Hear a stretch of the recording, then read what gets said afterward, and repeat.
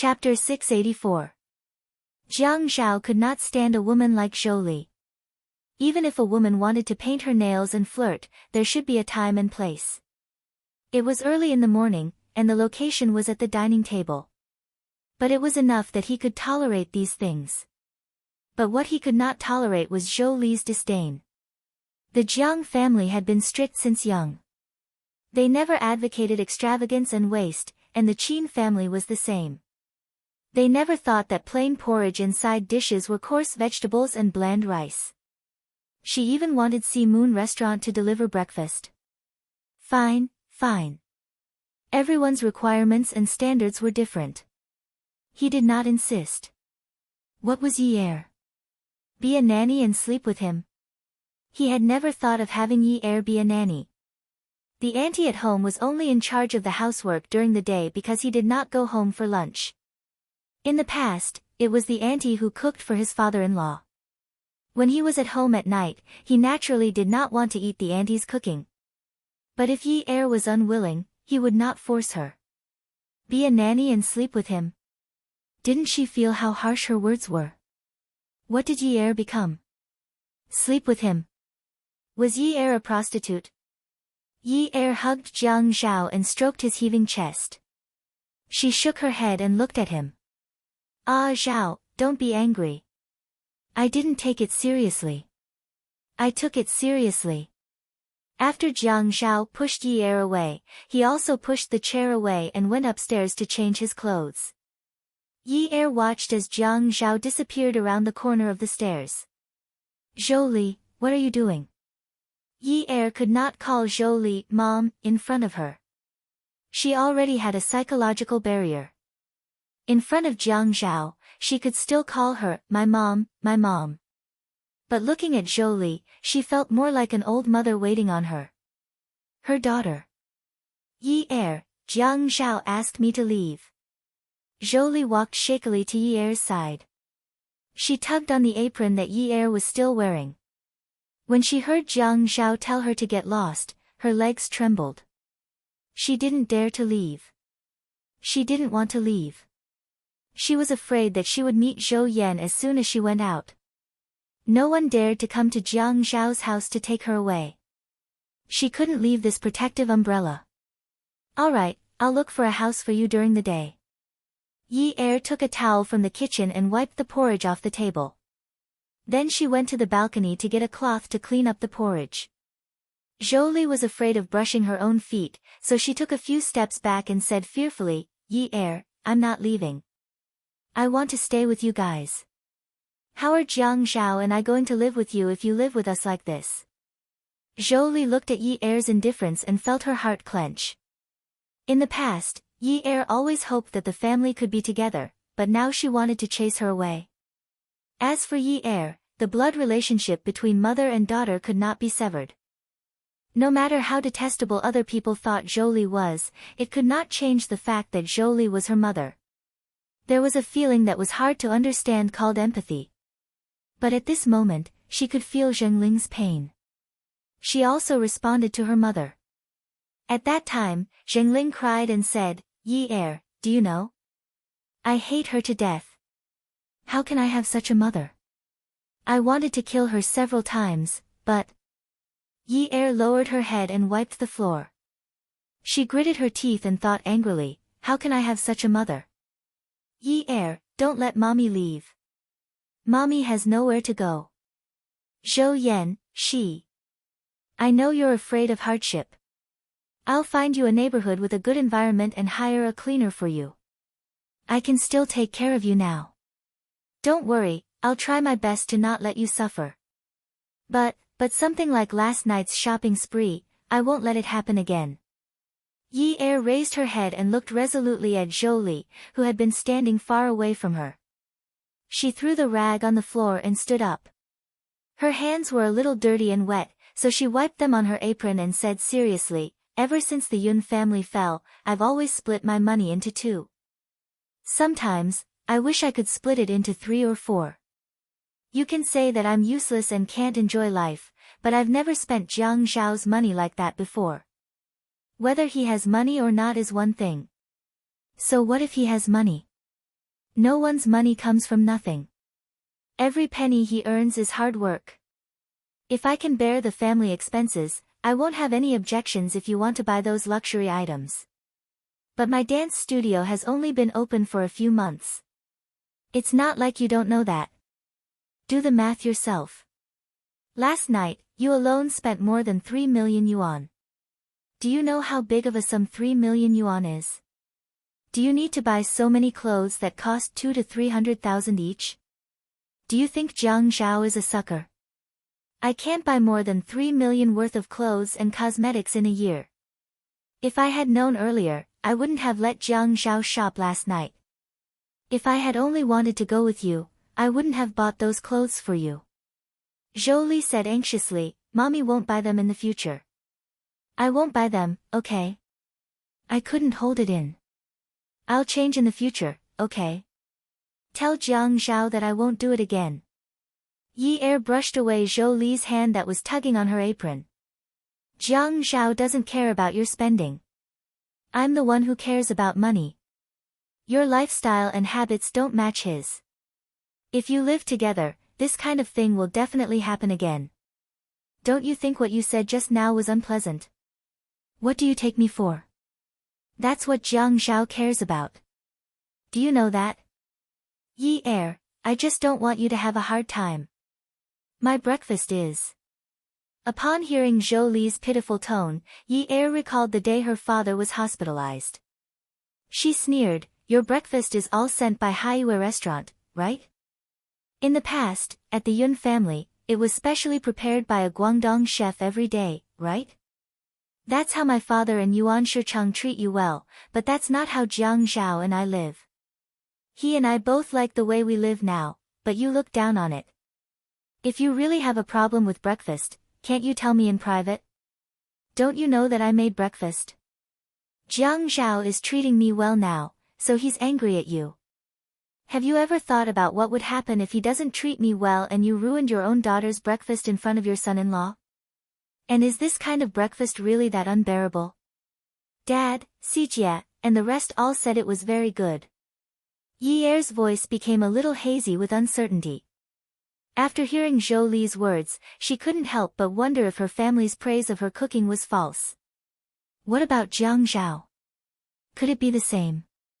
At this moment, she felt a warmth on her back. Jiang Zhao had already changed into his suit. He hugged her from behind and put his mouth next to Yi Er's ear as if there was no one else around. I'm going to work. Go and do what we talked about last night. He pecked her cheek. Breakfast was delicious. I liked it a lot. Don't think too much. Yi Er's heart instantly warmed. After Jiang Zhao finished speaking, he didn't look at Zhou Li and sat down again. He picked up the bowl of porridge that Yi Er had just eaten and started eating with big bites along with the side dishes. After he finished eating the egg, he wrapped a piece of bread with side dishes and put it in his mouth to eat with big bites. This was the way he liked to eat carelessly. When they ate outside, Jiang Zhao would always be gentlemanly and elegantly savoring the food without leaving any crumbs at the corners of his mouth. But when he ate Yi Er's food at home, he always liked to eat with big bites. The way he ate showed how he liked it. Zhou Li watched as Jiang Zhao ate his breakfast in satisfaction and didn't dare to lean against the table. She felt that even though Jiang Zhao and Yi Er had laughed before, when they sat down to eat, there was a terrifying aura that kept people away. Jiang Zhao didn't call Yi Er to eat. He finished a few mouthfuls and went to work. No matter what Zhou Li promised Yi Er was determined to find a new house for Zhou Li. This was something she had decided on last night. Zhou Li was her mother. No matter how hateful she was, this blood relationship could not be severed.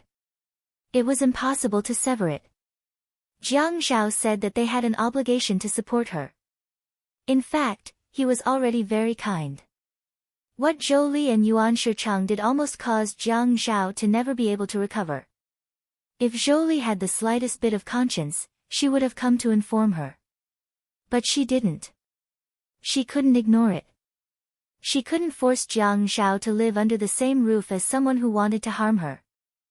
Moreover, The hospital said that her father's condition had improved and that he was about to be discharged. If Jolie said something she shouldn't, her father wouldn't be able to withstand the slightest provocation. Jiang Zhao returned to the building. The secretary had been changed. Her name was Li Ran. She was the secretary of the deputy director of the city's public security bureau. This was considered skipping a grade. Li Ran had worked in the public security bureau for a long time. When she did things, she always had the mindset of a public security bureau detective. The things she did were very interesting. The reports she wrote also had the flavor of investigation and counter-investigation. Jiang Zhao felt that this young man would probably have to return to the Public Security Bureau to be an officer in the future. Otherwise, he would feel like a hero with no place to use his talents. Shin Kai sat on the sofa and drank the coffee made by Li Ran. However, he complained about Li Ran unkindly. Jiang Zhao, your current secretary really doesn't know the ways of the world at all. Really, I'm still a member of the Examination Institute, right? Even if I'm a luo, I'm the only one who can investigate other people. No one else can investigate me. How dare he interrogate me? But I'm still not a luo. I'm the biggest luo in the procuratorate. Jiang Zhao was sitting opposite Shin Kai. He was fiddling with the tea set and brewing tea. When he heard Shin Kai was angered by Li Ran, he laughed. It's all because of luo. Yes. It's still luo. You're amazing. You're not luo. You're just a mayor. Jiang Zhao raised his eyebrows and said provocatively. That's right. I have a higher rank than you. What should I do? Shin Kai was a loafer. Even in the mayor's office, he was still a loafer. Of course, the premise was that the mayor's secretary was not present, and the door was closed. Sometimes, a hooligan's words were like a robbery. It's good that you don't know what to do.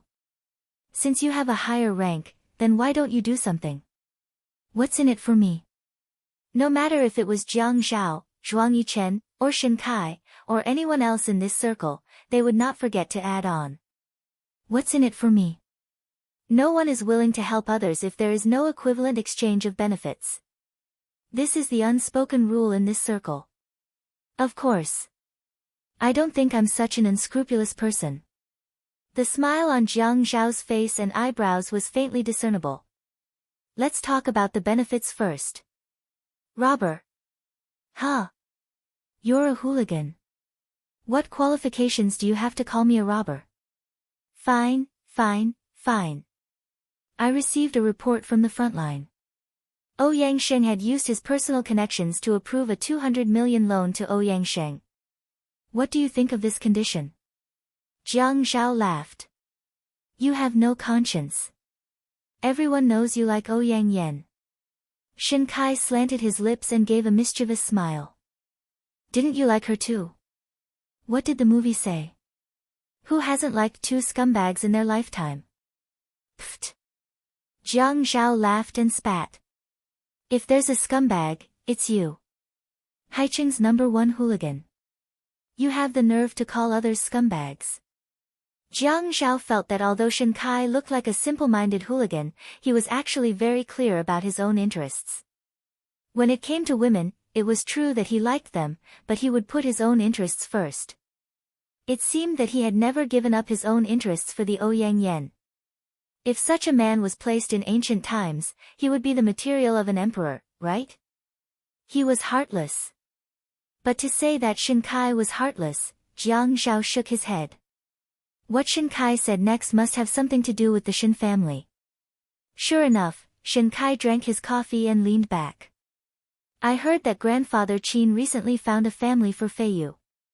They plan to have a marriage alliance with Ji City's Pei family.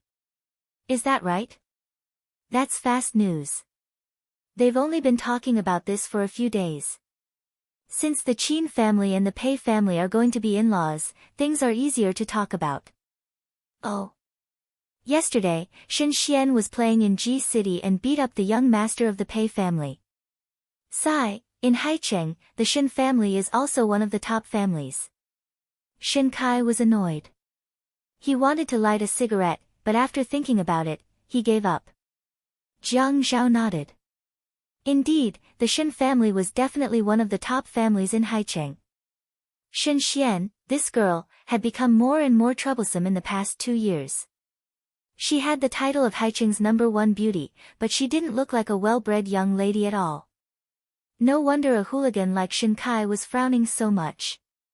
Shen Kai sighed. Now that the Pei family has detained her, it would be fine if she was in Haicheng. But in Ji City, the strong dragon can't suppress the local snake. My family's old master is so angry that he's about to vomit blood. Jiang Zhao looked at Shen Kai's melancholy expression. He really couldn't relate this to Shen Kai. Jiang Zhao's tea was already boiling. He smiled as he poured water into the teapot to wash the tea set. Are you still afraid that the Pei family will do anything to Shen Xian? The Pei family also knows the Shen family's status in Haicheng. They definitely won't do anything rash. Look at how anxious you are. Don't worry, they probably just want Xian to admit her mistake and apologize or something. Shen Kai rolled his eyes at Jiang Zhao. That's why people say that acne is the least worrisome when it's on someone else's face. If Fei Yu was detained today, I'll see if you can still smile. Jiang Zhao shook his head. Our Fei Yu has never hit anyone, so this kind of thing won't happen to Fei Yu. See, you always think that your sister is the best, right? Hearing you say this, I really want to beat you up. How about this, I'll immediately get Grandpa to contact the Pei family and bring Xian back. But I'll add one more condition. How about it? When Jiang Zhao spoke, it was as if he was brewing tea on the tea table, neither hurried nor slow. But when he looked at Shen Kai's gaze and smile, it was as if there was a needle hidden in the silk floss. Sigh. Shen Kai looked straight into Jiang Zhao's eyes and suddenly shook his head. Jiang Zhao, I'll tell you this now. If you can help me this time, as long as it's within my ability, I won't even frown. Come and see. Xinwu 799. Chapter 685. Jiang Zhao's heart skipped a beat. He felt that the situation was not as simple as it seemed. Is it that serious? Shen Kai heaved a sigh of relief. His brows furrowed tightly as he said solemnly, last night, Shen Xian was playing with her friends at a nightclub in Ji City. She had too much to drink and tried to hit him with a bottle. She hit the back of his head and he fainted. His condition is very serious now. Send someone to find out if he can leave the ICU. It's unknown. There's a 90% chance that he will become a vegetable. Oh my God. Jiang Zhao frowned as well. No wonder Shen Kai looked like this. Something that could make this loafer so serious was indeed not a small matter. What's wrong with little Xian now? She dares to cause trouble everywhere. Shen Kai couldn't drink any more coffee. He placed the cup on the coffee table and said angrily, it's all because she didn't want to marry into the Han family. She wanted to ruin her reputation. Now she's causing trouble in City Ji. She's so far away from the emperor. Jiang Zhao couldn't continue brewing his tea anymore. He leaned back. This matter wasn't something that anyone could interfere in. No wonder. If she had really hit one person, the two big families would not have made things ugly. They would have just apologized and the matter would have been settled. However, she had hurt him to this extent. Ji City was located in the south. It was as famous as the Jiang family in the east. It was a rich family that no one dared to offend. Shen Xian had beaten young Master Pei into a vegetable. The Pei family would not let this matter rest. This was no longer a matter of how high the heavens were and how far the earth was. Did the Pei family reveal how they are going to deal with this matter? At this time, Jiang Zhao no longer dared to rashly raise any conditions. Some businesses really couldn't be accepted just because he said so. At this time, Shen Kai finally couldn't take it anymore. He took out a cigarette, picked it up and showed it to Jiang Zhao. There was an ashtray and a lighter on Jiang Zhao's coffee table. He pointed at the lighter. Shin Kai took the lighter, lit the cigarette, took a puff, and exhaled the smoke. He gritted his teeth and said, with such a serious injury, I'm afraid my little bastard will have to go to jail. Jiang Zhao repeated in a deep voice, jail? Yes, the Pei family doesn't agree to reconcile. Our old master has never lowered his head to anyone in his life. This time, he tried his best to put in a good word, but they didn't give him any face. But then again, if there's anyone to blame, it's that little rascal's fault for being too good at causing trouble. No matter who it is, it's impossible for them to just let it go, right? Jiang Zhao nodded. That's right.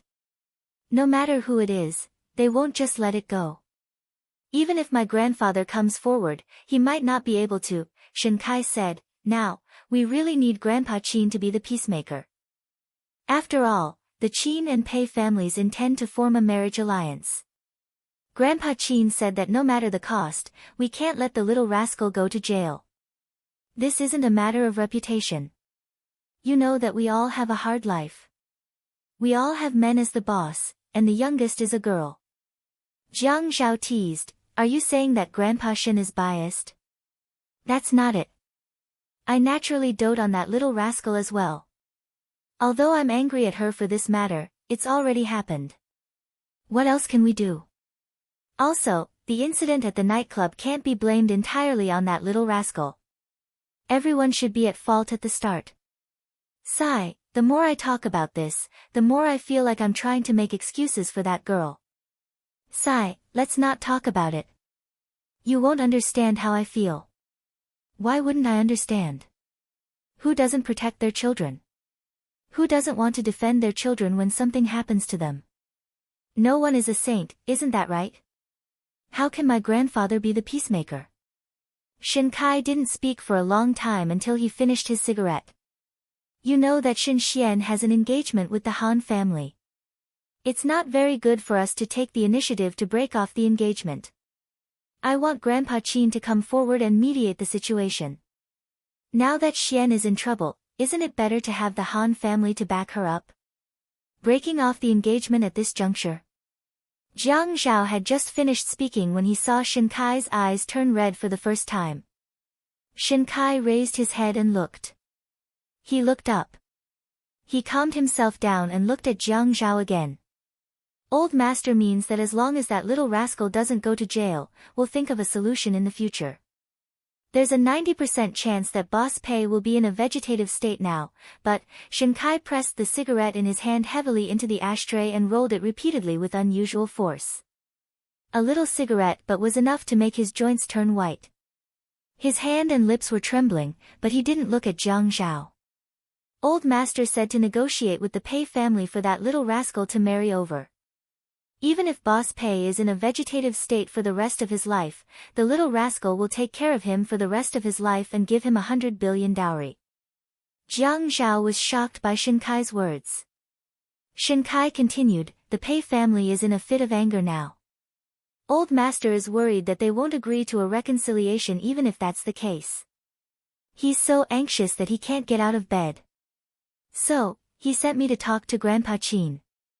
I thought about it, and since we're of the same generation, I decided to sort this out with you first. I'm also in a mess now. After all, I don't know Grandpa Qin's temper. Do you think the Qin family can help with this matter? The old master can't even catch his breath now. If that little rascal goes to jail, I'm afraid the old master will have to hand it over to us.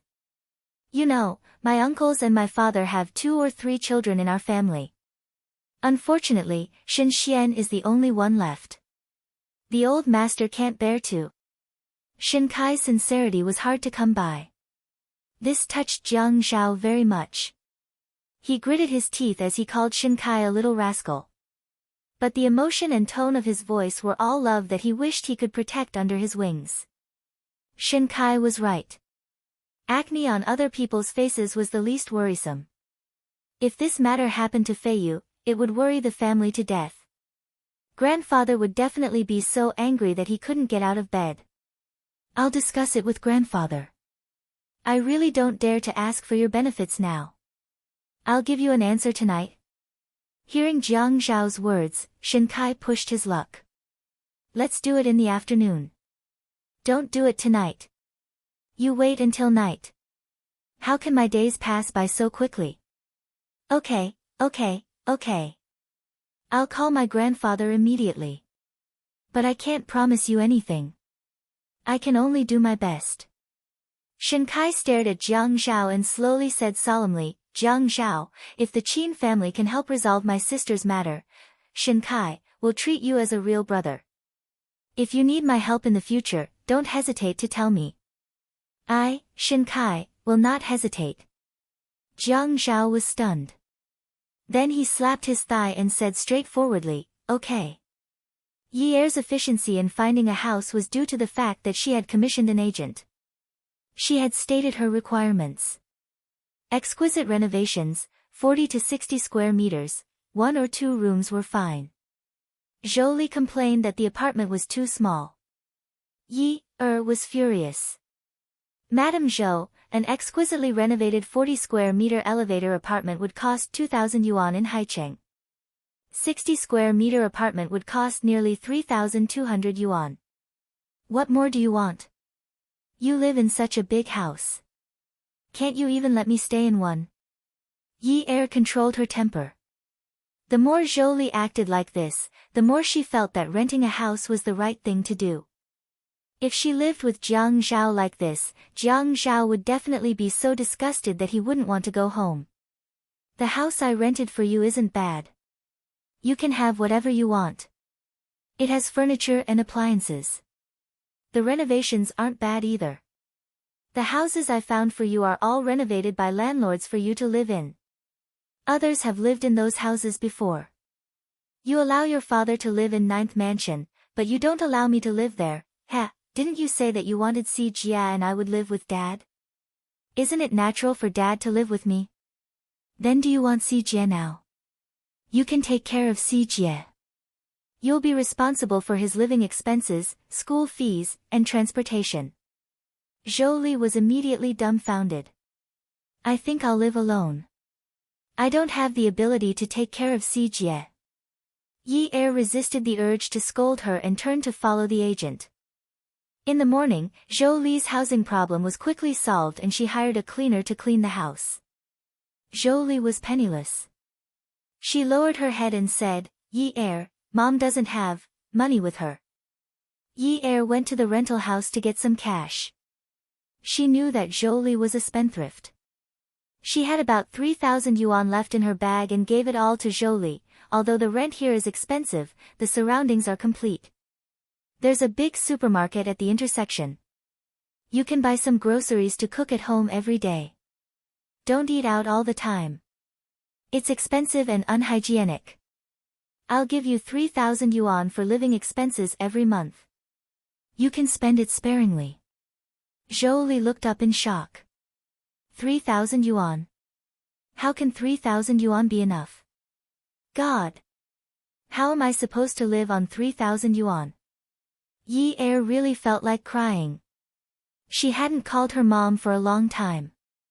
But now, she called her mom with dissatisfaction. I used to live in an old house with Si Jia for more than 8 years.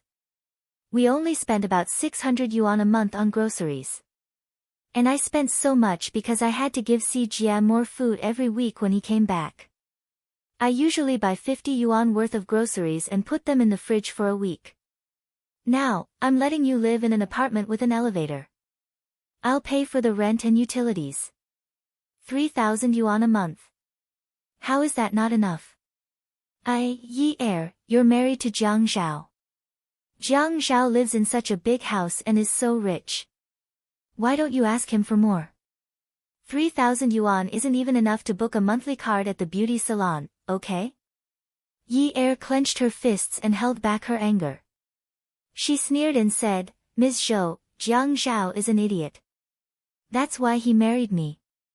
I'm an idiot. That's why I care about you.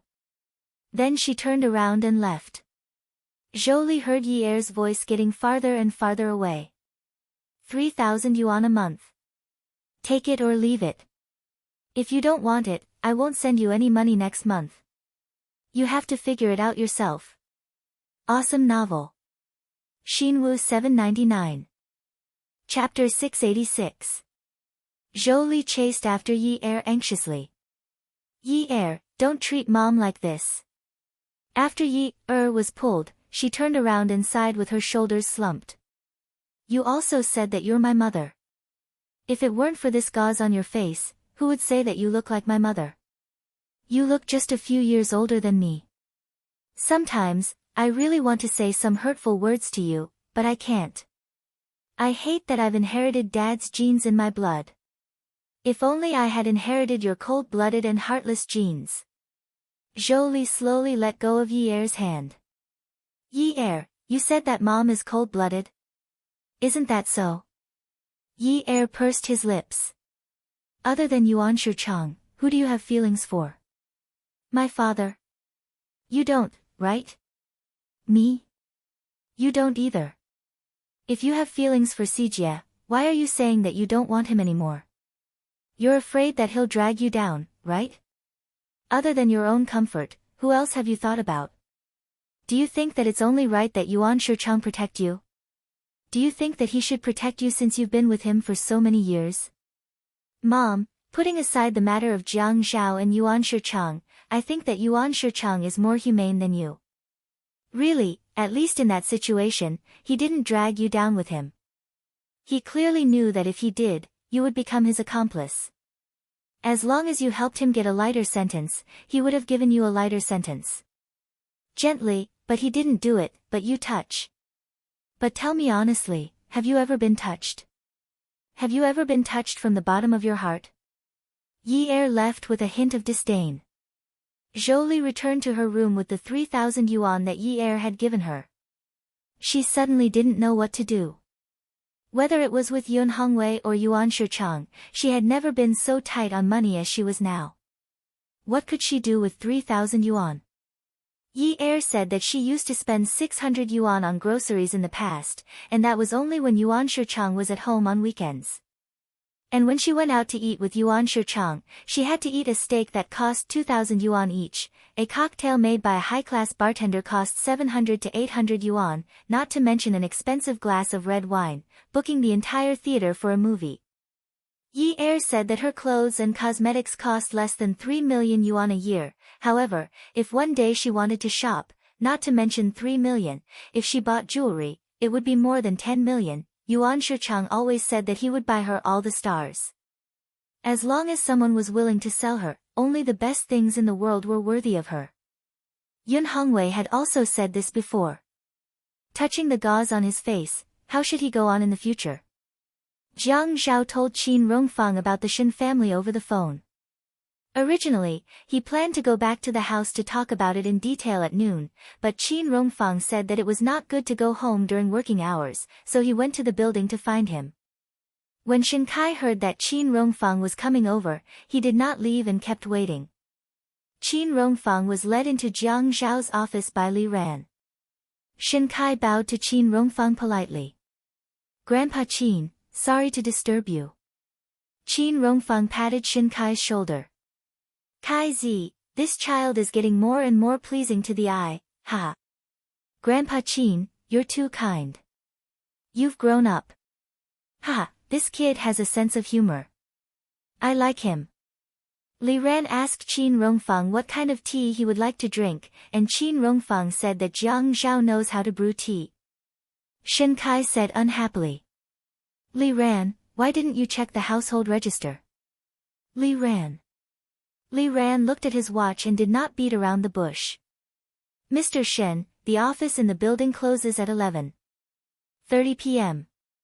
Those who look for Mayor Jiang at this time are all private matters, and it's not convenient for the secretary to ask.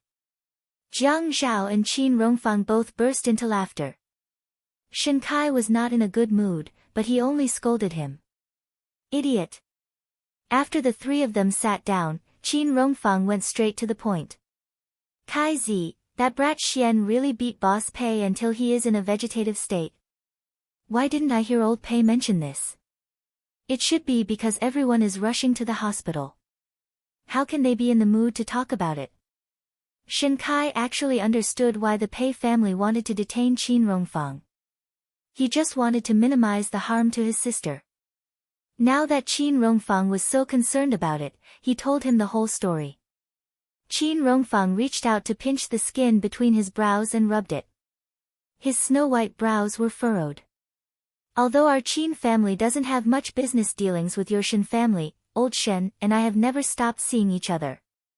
For old Shen to make such a decision, I can understand his heart-wrenching feeling. To be so angry, sigh. I'm afraid he can't wait to raise his walking stick and beat Xian to death. Shen Kai nodded solemnly. Isn't that so? He keeps shouting at home that he wants to go to G City and beat that little bastard to death. The more he shouts, the more he can't catch his breath. Everyone at home is worried. Qin Rongfang said, it's the same for anyone else. He keeps shouting about that troublemaker, but in his heart, he just wants his child to be safe. Otherwise, even if you put a knife to old Shen's neck and gave him 100 billion yuan, he wouldn't bear to marry Xian to a comatose person. This is simply the worst plan. But we don't have a good solution. If it was in Haicheng, we could think of something, but the Pei family's roots are in the south. We can't do anything. Even if we use our connections, it's impossible to overcome their local influence.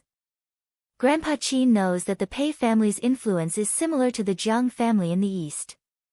Not only are they rich and powerful, but they also have a complicated political background. If the Pei family refuses to reconcile and insists on making a fuss, we can't do anything at all. Qin Rongfang nodded as he listened. Shen Kai took over Jiang Zhao's job just now. He poured the tea and handed it to Qin Rongfang with both hands. This was how a well-mannered family taught the younger generation to serve tea to their elders. Qin Rongfang especially liked that the children of rich families inherited the old tradition. He always felt that the younger generation's attitude towards their elders determined a person's character. Even if an unfilial person could achieve great things, it would only be 30 years in the East, and 30 years later, it would be the West. Good qualities could be passed down to the next generation. Only with such children could the family's lintel shine. After drinking Shen Kai's tea, Qin Rongfang put the cup back on the table. Kaizi, I know that old Shen asked you to come to me because you can make the decision. I'll definitely help if I can. Don't talk about this and that. It's like we're robbing a burning house, Grandpa Qin, what are you talking about? I didn't think of that. Whether he thought of it or not, there was no need to say it too clearly. Everyone knew that there was no such thing as a free lunch. The Shen family and the Qin family didn't have much business dealings in the past, but they would in the future. I'll make a trip to G City tonight. You, Jiang Zhao, come with me. If Ruoxuan really marries over, our Qin family and the Shen family will be related relatives. Okay, thank you, Grandpa Qin. Jiang Zhao nodded. Grandpa, then I'll ask for leave. Qin Rongfang nodded in agreement. When Jiang Zhao asked for leave, he wanted to take Yi Er with him. Yi Er said no.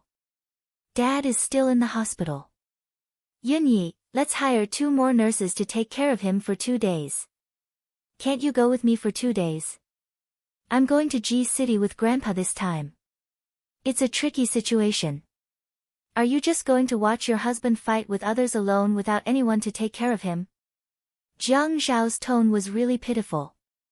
Yi Er finally gave up struggling. Then I'll arrange for the nurses. But you must come back on Friday night. No one will pick Xijia up. Don't worry. He really won't come back. There are so many people in the Qin family. You're just a 20-year-old girl. How can you be so thoughtful? Are you an old woman going through menopause? I'll go, okay? Okay, pack some clothes. I'll pick you up after work. Jiang Zhao went to pick Yi Er up after work. Yi Er heard from Jiang Zhao that the Pei family's matter was more difficult to deal with, so she didn't ask too much. She only listened to the conversation between the 3 men on the private plane and roughly understood the whole story. The housekeeper made tea for Qin Rongfang every once in a while, and the family doctor took his blood pressure from time to time. After getting off the plane, the airport was very crowded. There were people everywhere to pick them up. Even though they came out of the VIP passage, they could still feel the bustle of Ji City from the busy footsteps. Shen Kai and Qin Rongfang walked in front and talked as they walked. Jiang Zhao held Yi Er's hand and walked behind. Yun Yi, I didn't bring you here for fun this time. I know. You want me to take care of you and Grandpa, right? I'll do my best. Don't worry. It's not that.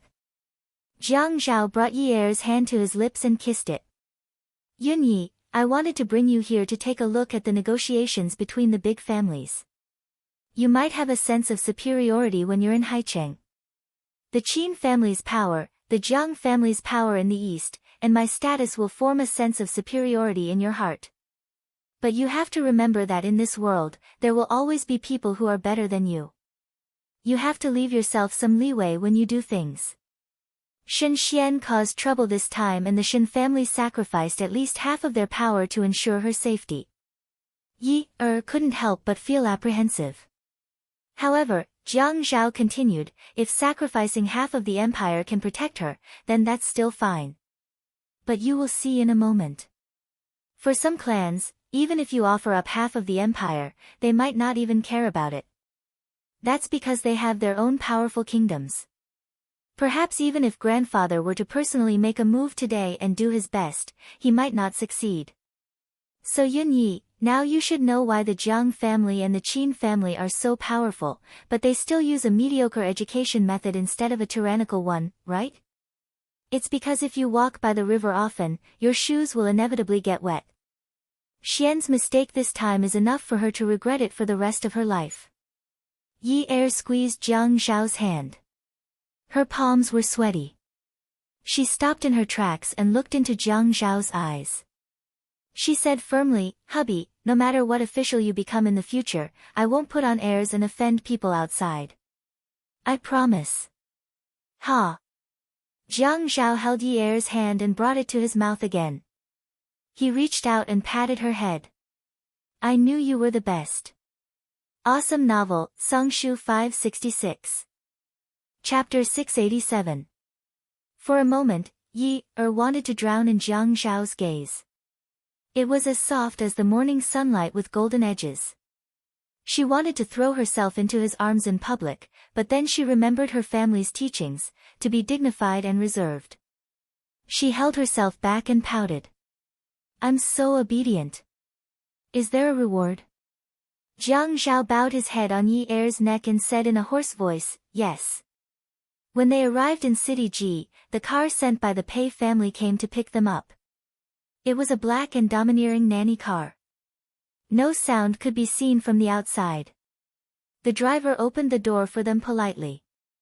In order to show their respect for Qin Rongfang, the Pei family sent their eldest son, Pei Xianwen, to pick them up. It was his son, Pei Jincheng, who had an accident. They all knew the purpose of Qin Rongfang's trip. Pei Xianwen's attitude was a bit cold, but he was still respectful to Qin Rongfang. Jiang Zhao roughly described the Pei family to Yi Er on the plane. Their ancestors were officials in the Qing dynasty. At their peak, they had thousands of fields of grain and thousands of pawnshops. They were very rich. Later, when the country declined, the Pei family's foundation was restored due to the strict ancestral system. Instead, they became more and more prosperous in the troubled times. It was not until the domestic movement and the struggle for ownership of land that they truly declined. But the Pei family had always been business-minded.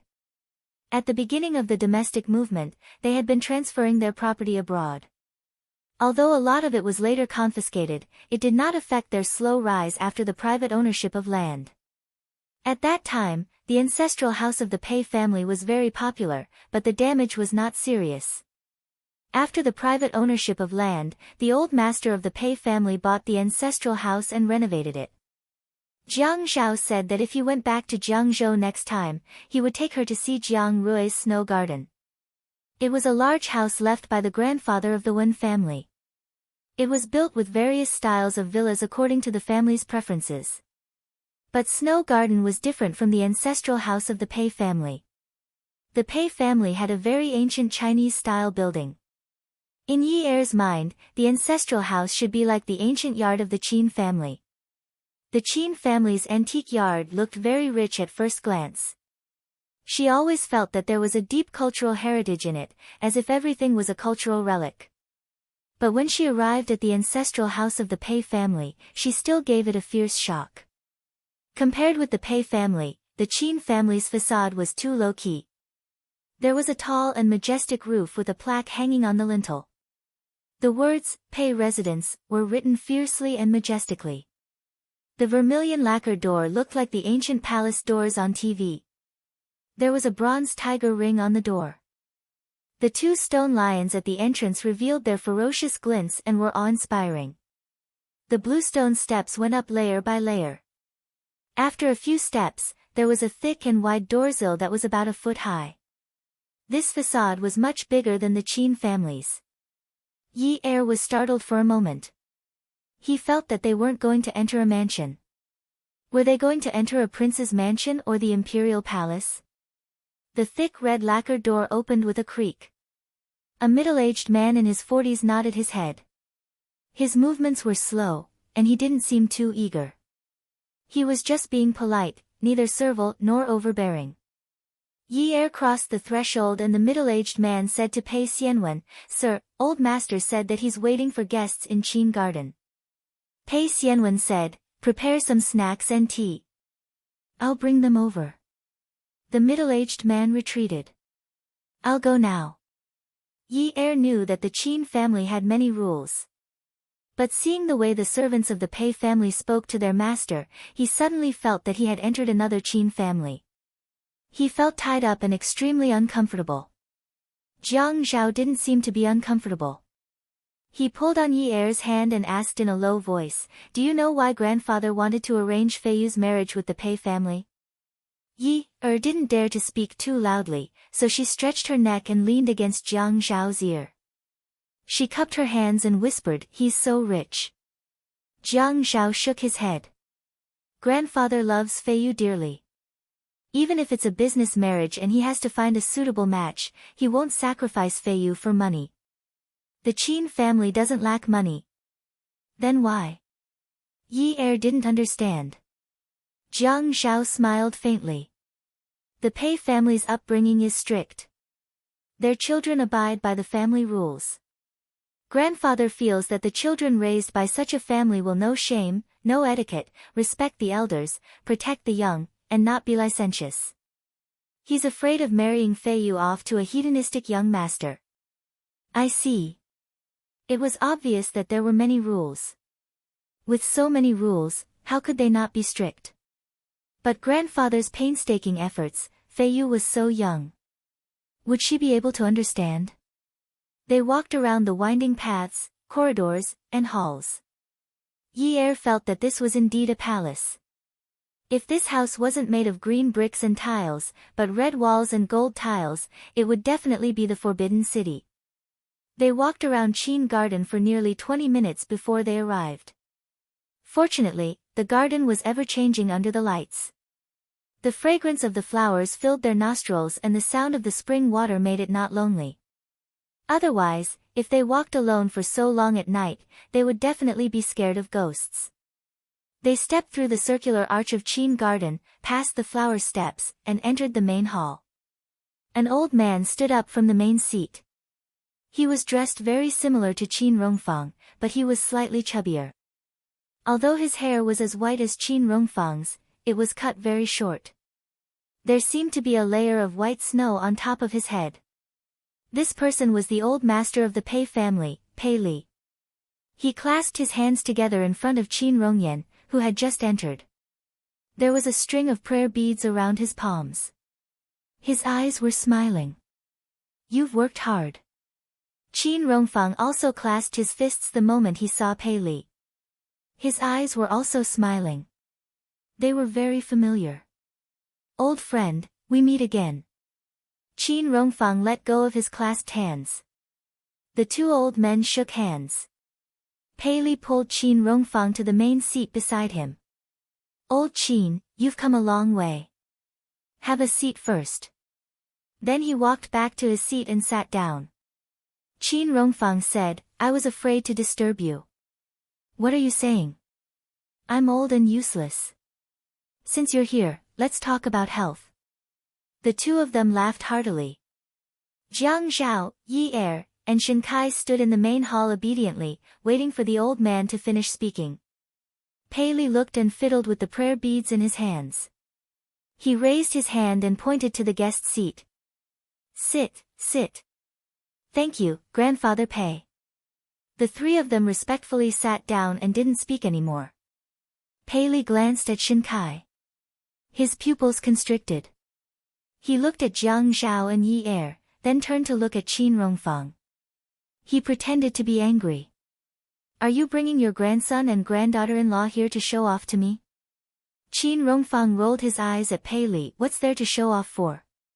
When I invited you to Haiqing for the wedding banquet, you brought your family over to the country. I specially asked them to come over and serve you a cup of tea. At this moment, the servant came over with the teacups and teapot. Jiang Zhao pulled Yi Er up and walked to Pei Li. Grandfather Pei, this is my wife, Yun Yi Er. It's the first time I've brought her to see you. Grandfather, please bear with her if she doesn't know any better. With that said, he led Yi Er to bow to Pei Li. Yi Er's eyes were sharp. When he saw the servant put down the teacups, he took the teapot from the servant's hands.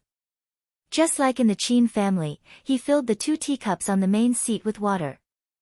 Then, he handed the teapot back to the servant. He gave the first cup of tea to Pei Li and smiled faintly. Grandfather Pei, have some tea. Okay. Ha. Pei Li took the teacup from Yi Er's hands and blew on the lid. Yi Er passed Qin Rongfang's tea over. Grandfather, have some tea. Pei Li looked at Yi Er and smiled at Qin Rongfang. You said you weren't here to show off. It would be strange if you weren't here to show off in front of me, someone who doesn't have a granddaughter-in-law. Look at your smug face. Qin Rongfang said, it's okay. You'll definitely have a granddaughter-in-law soon. Shen Kai knew that he couldn't go up and say anything at this time. Otherwise, he would ruin the atmosphere. However, it was a little awkward. It wasn't until Jiang Zhao turned around and gave him a look that he sat down and continued to wait. Old friend, you know that I'm here this time. Qin Rongfang took a sip and put down the teacup. Pei Li's smile finally couldn't disappear. It darkened. Old Qin, let's not talk about other things today. Granddaughter-in-law is here. Let's talk about something happy. Qin Rongfang gave Shen Kai a look. Shen Kai stood up and walked to the main hall.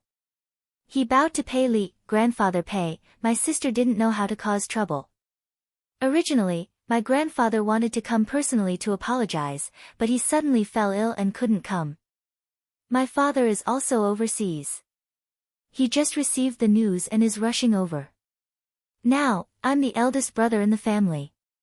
I hope Grandfather Pei can forgive me. Shen Kai bowed again. It was a very deep bow. Pei Li's fingers moved faster and faster. Seeing Shen Kai's gaze become sharper and sharper, Yi Er was nervous about the atmosphere. He secretly wiped the sweat on his forehead. I think it's better to handle this matter impartially. Pei Li gritted his teeth as he said this. Shen Kai's back trembled. He straightened up and looked at Pei Li earnestly. Grandfather Pei, the Shen family didn't educate Shen Xian well. We feel very guilty. Shen Xian should be punished for this matter, but she's still young. There are many opportunities for her to change. Since this mistake was caused by her, no matter what happens to Jincheng in the future, she should be the one to take care of him. The Shen family is willing to give a dowry of hundreds of billions to let Shen Xian marry Jincheng. Bastard! Pei Li slammed his hand on the table. The teacup on the table shook for a while. Hundreds of billions? My grandson is worth hundreds of billions? I don't want a single cent. I want to handle this impartially. At this moment, Qin Rongfang stood up and pulled Pei Li. He said to Shin Kai, Yi Er, and Jiang Zhao, go to the courtyard. I want to talk to your grandfather Pei for a while. Don't disturb us. Jiang Zhao pulled Shin Kai out of the door. Yi Er followed closely behind. When Shin Kai reached the garden outside, he let out a long breath and looked at the moon in the sky. Jiang Zhao patted Shin Kai's shoulder. Calm down for a while. Shin Kai rubbed his temples. His lips trembled. I know. Once he thought about handling this matter impartially, Shin Kai felt a chill down his spine. He didn't dare to think about the consequences. Shin Xian was still so young. What if she went to prison? When Qin Rongfang saw that the juniors had left, he pulled Pei Li to sit down. He said sincerely, old friend, don't be fierce with me. Let me say a few more words. If you don't feel comfortable, no matter who it is, they won't feel comfortable. But think about it. If that girl marries Jincheng and she takes care of him, won't she be punished even more? Moreover, in the future, we can think of a way to artificially inseminate that girl and give birth to a child for Jincheng. If this were to happen to other daughters of similar social status, I'm afraid no one would be willing. Pei Li looked at Qin Rongfang in disbelief. The resolute light in his eyes wavered for a moment. Awesome novel, Xinwu 799. Chapter 688. Shin Kai, Jiang Zhao, and Yi Er stood in the garden for almost an hour. Later, a servant went out of Qin Garden, but Qin Rongfang and Pei Li didn't come out from the main hall. It wasn't until a series of footsteps came from outside the arched door of Qin Garden that the three of them looked in the direction of the sound. Shin Xian. You little be ****. Yi Er heard Shin Kai gritting his teeth and choking on his sobs. Then, his gaze fell on the woman who was being hugged by the three servants. Even though he knew that Shin Xian was the #1 beauty in Haicheng and had seen some blurry photos of her, he had never had a face-to-face interaction with her. Although Yi Er was also a woman and Shin Xian was a little messy at the moment, Yi Er was still stunned by her beauty. She had a thin sweater draped over her shoulders, and her long black hair reached the middle of her back. Skinny jeans wrapped around her long, straight legs, and a pair of shallow high-heeled silver spring shoes elongated the instep of her feet, making her legs look even longer. Her beautiful eyebrows were as soft as water, her nose was straight but not sharp, and her chin was small but not overly sharp. Her face was like a wintersweet that suddenly bloomed in the snowy north, a cluster of peonies that suddenly bloomed in a place where wildflowers covered the mountains, or a bunch of clear lotuses that suddenly appeared in a place filled with hibiscus. There was always a kind of beauty that stood out from the rest and immediately distinguished her from others. It was unforgettable. When Shin Xian saw Shin Kai, her eyes suddenly welled up with tears, and she suddenly had an urge to take pity on her. Because of Shin Xian's beauty, Yi Er took a deep breath and glanced at Jiang Zhao beside him. Jiang Zhao's expression seemed normal. Shin Xian pulled Shin Xian into his arms and scolded fiercely, "You troublemaker, are you the King reincarnation of Sun Wukong? You won't stop until you poke a hole in the sky, will you?" When Shin Xian entered Qin Garden, Yi Er did not notice that her eyes were red and swollen, which meant that she had not cried. But at this time, she fell into Shin Kai's arms, tightly clutched the back of Shin Kai's clothes, and burst into tears. She gasped for breath, as if she could not catch her breath. "Brother, brother, brother." Shin Xian's heart clenched. His eyes were red as he freed his hands from Shin Xian and slapped Shin Xian's buttocks twice. "You little bastard." Shin Xian cried even harder. "Brother, I killed someone. I killed someone." Shin Kai was stunned. He shook Shin Xian's shoulder and said, "Little girl, little girl." Shin Xian looked at Shin Kai with pain in her eyes. Her body trembled like a sieve. "Brother, I killed someone, I killed someone." Her 10 fingers were like water and scallions. She raised them in front of Shin Kai and flipped them back and forth as if she was in a trance. "Brother, I just took that bottle and threw it at him. Brother, I didn't mean to. I just wanted to teach him a lesson. I just couldn't stand him. I didn't want to kill him. Shen Xian was scared, guilty, panicked, and lost. All kinds of emotions hit her as if she was about to collapse. Her eyes were hazy and unfocused. Brother, he just fell down in front of me. Brother, he is only 26 years old. He is still so young. His life is over. Brother, I killed someone. Brother, should I pay with my life? Shen Kai could not bear to scold her anymore. He grabbed Shen Xian's hands tightly. Little girl, listen to me. He is seriously injured, Shen Xian quivered. He's not dead. No, then how is he? Will he be in danger? Brother, I can't sleep. When I close my eyes, I see that I killed someone. He falls down in front of me hundreds of times every day. Brother, he is only 26 years old. Shen Xian had not cried since the moment she hurt Shen Kai. She had been holding it in. But when she saw Shen Kai, all her panic, uneasiness, guilt, and self-blame had a place to go. She was crying and pleading. It was as if she was a different person from her usual self. Yi Er thought that if she had a brother like Shen Kai, how good would it be? How good would it be? Even if she was slapped countless times and called a little bastard countless times. Jiang Zhao's gaze did not fall on the Shen siblings like Yi Er. Instead, he looked into the hall. Pei Li looked at the scene in the courtyard. He clenched the prayer beads in his hands so tightly that his fingernails turned pale. Qin Rongfang stood at the side and sighed. Pei Li turned around and walked back to the main seat. Qin Rongfang followed him. If what that girl said is her true thoughts, it means that she is not a bad person. She knows how to feel guilty and knows that she has done something wrong. She is not like many children who only know how to ask their family members to think of ways to not go to jail. Pei Li did not want to think this way. But as Qin Rongfang said, if Jin Cheng became a vegetable, his life would be over. Shen Xian was the murderer. She should take care of Jin Cheng to atone for her crime. Qin Rongfang nodded. How old is she? I'm afraid she is scared out of her wits. How can she lie at this time? Yes.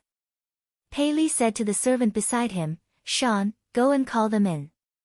Everyone else in the hall was sitting in their seats. Shen Xian was the only one standing there. She was all alone, like a beautiful hibiscus flower with an unstable foundation that had bloomed on a bare mountain wall. When the wind blew, it would be uprooted or cut in half at the waist. Yi Er felt sympathy for her, but could only watch quietly. Jiang Zhao told her to watch more, to experience, to feel, and to understand. Eggmen followed. When Shen Xian threw the bottle at Pei Jincheng, she must not have thought that such a big thing would happen. It takes two to tango. If Shen Xian was really looking for trouble, her guilt today would be too fake. But if she was not, then Pei Jincheng should also be at fault. But Pei Jincheng also did not think that he would attract Shen Xian's bottle and become a vegetable. Endure everything. Not be angry. Not complain. Learn all these. Pei Li looked at Shen Xian, who had calmed down after leaving Shen Kai's arms. His tone was cold. Do you know that Jin Cheng is now a vegetable? I'm sorry. Shen Xian said in a low voice, I am willing to accept the punishment of the law. Shen Kai was so angry that he wanted to stand up immediately, but Jiang Zhao held him down. Pei Li frowned. He did not want to, but he still said it. If I asked you to take care of Jin Cheng for a lifetime, would you be willing? Shen Xian suddenly looked up. A lifetime? Yes, if I asked you to marry a vegetable to atone for your sins, would you be willing? Shen Xian only felt that her ears were buzzing, and the pictures in her mind were all over the place. She looked more and more dazed. Although she had not shed tears before, there were bloody teeth marks on her lips. She must have bitten them herself. At this time, she bit her lower lip again. She didn't know how to live with a person who had no feelings for her. However, This was a 26-year-old man who was so handsome that the women in the nightclub shrieked in shock. He was a high-spirited man with a prominent family background. Just because she didn't like what he said, she knocked him over with a bottle, ending his glorious life forever. Pei looked unhappy and snorted. You still don't want to? Jiang Zhao held Shen Kai's arm tightly, not allowing him to be agitated. Shen Xian looked up and fixed her eyes on Pei. There was no sorrow, no bitterness, and no compromise in her eyes. There was only a firm commitment. I'm willing. I'm willing to take care of him for a lifetime to make up for my mistakes. I'll work like a cow or a horse. I won't regret it. Shen Xian felt relieved. As long as Shen Xian did not go to jail, nothing mattered. Shen Xian's eyes were so clear and bright that Pei was momentarily moved. If it were not for Shen Xian's young age, he would have thought that this was a deliberate expression made by an experienced person. After Jiang Zhao and the others settled down in Flowing Water Garden, Pei Xianwen and Pei quarreled in Qin Garden. Dad! You don't care about our feelings at all. You let Jean Cheng's murderer marry him. You're stabbing a knife into my heart. Pei Xianwen supported himself on the table and could not stand steadily. Yes, he did not agree. He firmly disagreed. If he could not punish the murderer, he would not be satisfied even if he died. Pei fiddled with the prayer beads to stabilize his breathing. Xianwen, do you think I was willing to do this? It's not that I'm soft-hearted because I'm a Buddhist. I also want to seek justice for Jean Cheng, but, think about it yourself. Isn't Jean Cheng in the wrong? Pei Xianwen said angrily, the law doesn't care about that. Shen Xian should go to jail for causing Jean Cheng to end up like this. Pei retorted, let me tell you, even if Jean Cheng has to lie in bed for the rest of his life, he must have his own child. But think about it carefully. Jean Cheng has become a vegetable. I'm afraid that no family of equal social status will be willing to marry their daughter to him. All of this is caused by Shen Xian. She must complete the task of getting Jean Cheng pregnant. Pei Xianwen said angrily, I'm going to buy a daughter-in-law for Jean Cheng to undergo artificial insemination. I will never let Jean Cheng's murderer bear his child. Nonsense. What if something happens after you buy the daughter-in-law? Can the child not have a mother? Shen Xian can't. She must take care of Jean Cheng for the rest of his life. Pei Xianwen's voice finally lowered. Won't anything happen if she takes care of Jean Cheng? What if she won't. That child isn't that bad. Dad, you're too soft-hearted. Shen Xian curled up in Shen Kai's arms and slept. From the beginning, she was shivering, to becoming more and more stable. Shen Kai kept patting her back.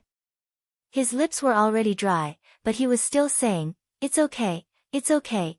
Jiang Zhao saw that Shen Kai's door was ajar.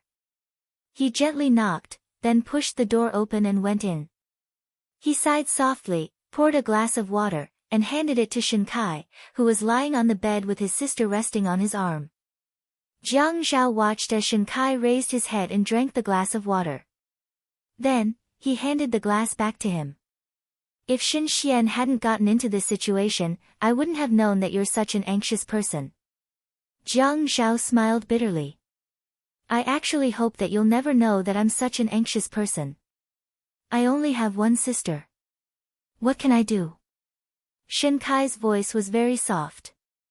If I had known that this would happen, I wouldn't have doted on her since she was young. I would have beaten her up since she was young. Then, she wouldn't have dared to cause trouble. Thinking about how his sister was going to marry a vegetable, Shen Kai could only swallow his words. He looked at Jiang Zhao, who was still looking for him at such a late hour. This time, when we go back to High City, I'll search for the family Ouyang's information and give it to you as soon as possible. I won't leave out anything. Awesome novel. Hengcha 866. Chapter 689. Jiang Zhao smiled embarrassedly. Looking at how you're working so hard for Shen Xian, why do I feel like I'm taking advantage of her when she's down? How can that be the same? Shen Xian is my sister. The Shin family owes her a favor. I can't possibly not repay it. Shin Xian wanted to pull his arm out and let Shin Xian sleep on her own. However, when he moved, Shin Xian couldn't help but be startled. Then, in a daze, she reached out and grabbed onto his clothes tightly. Jiang Zhao pressed his palms together. Don't move. This girl was so scared that she couldn't sleep last night. She only dares to sleep now that you're by her side. This matter isn't entirely due to my grandfather's efforts. The conditions you offered were indeed good. Grandfather Pei is also a thoughtful person. He didn't make such a decision to give anyone face. If he wasn't willing, I think that even if we talked our heads off, it wouldn't have worked. Jiang Zhao, you're always like this. You make it sound like you're advocating for the greater good. In the end, I still have to give you what you deserve. It's not wrong to say that you're a fox. You flatter me. There are many foxes in Haicheng. I'm just an inconspicuous one. Jiang Zhao looked at Shin Xian and laughed softly. He simply sat down on a chair and started chatting with Shin Kai. You're too humble. Shin Kai wasn't in the mood to joke. Sigh. Anyway, I'll give you all the information on the family Ouyang when we get back. You can do it yourself. I'm not in the mood to think about other things. I know how you feel. It's fine as long as the Han family is appeased. Shin Kai sighed. Sigh. I'm just afraid that it won't be enough. That little brat from the Han family likes our little rascal so much that he's crazy. Otherwise, he would have broken off the engagement long ago. It's just that Han Qiang refuses. Otherwise, that little rascal wouldn't have been causing trouble and trying to ruin his reputation. Han Qiang is pretty good. Why does Shin Xian look down on him? Jiang Zhao was puzzled. The corner of Shin Kai's mouth twitched speechlessly. You don't know. She said that Han Qiang was too good-looking, with a pair of peach blossom eyes that seduced women. He actually attracted flies, and when he got married in the future, he would definitely be a playboy. In the end, she didn't like the mediocre ones. In short, she didn't like them. She said she didn't like them. Jiang Zhao only said one word, go ahead. If I didn't do it, would this have happened? Now, she still has to marry a good-looking man. Moreover, it's a good-looking man who can't move in bed. Now that she's married, such a man will be honest. It's impossible for him to go out and seduce women. It's really worry-free. Shin Kai shook his head and smiled bitterly. If it weren't for Shin Xian's situation, I would have been amused by your words. You're really something. There's no other way. I'll get you a glass of water and put it on your bedside table. If you want to drink it later, you can get it yourself. Thank you. Pei Jincheng's mother, Ji Rong, was a traditional woman. She didn't participate in the family's decision-making, but she still couldn't accept the fact that her son was in a vegetative state. Her attitude was the same as Pei Xianwen's. She couldn't accept Shin Xian marrying into the Pei family. Father, tell me, is it because of the dowry? Is it because our Pei family swallowed it down our throat worth that much money? Pei Li looked at his eldest daughter-in-law. After a long while, he closed his eyes and sat motionlessly on the main seat. However, the prayer beads in his hand were moving very quickly.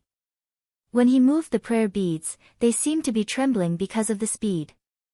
After a while, Pei Li opened his mouth faintly. His voice wasn't loud, but it was soul-stirring. I'm not dead yet. In this family, I still have the final say, and I must have the final say. I've made this decision, and it's not to be refuted or disobeyed. You just need to carry it out. You don't need to ask for the reason, and I don't need to give you any explanation. When Jincheng's health indicators are stable, pick a good day and hold a grand wedding. Ji Rong collapsed weakly in Pei Xianwen's arms. She looked at the old man who was still counting prayer beads with his eyes closed. She covered her mouth and didn't dare to cry out loud. The next morning after breakfast, they accompanied the Pei family to the hospital to see Pei Jincheng. There was a large glass wall outside the ICU ward. Yi Er stood beside Jiang Zhao. She just couldn't believe it. In fact, she couldn't see what the man inside looked like. However, the tubes all over his body made her feel sad. She hated places like the hospital. It was a place where people were sent back and forth from the gates of hell. Shen Xian stood quietly in front of the glass. She placed her hand on the glass and looked at the man lying motionless on the bed. Shen Xian patted her gently on the shoulder. Shen Xian sniffled almost inaudibly. "Brother, did you see that?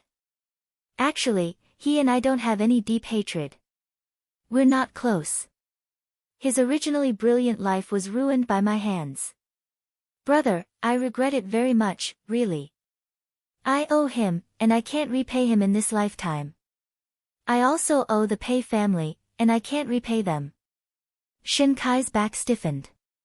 Shen Xian spoke slowly and calmly. "Brother, don't be sad. I didn't feel wronged at all. This is what I deserve." Shen Kai took a shaky breath and turned around.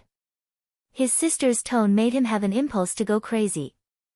Shen Xian came from a good family and was beautiful. Everyone held her in high regard. She was the only daughter in the family. As a result, her temper was very strong. Usually, she didn't know how to think for others and did what she wanted to do.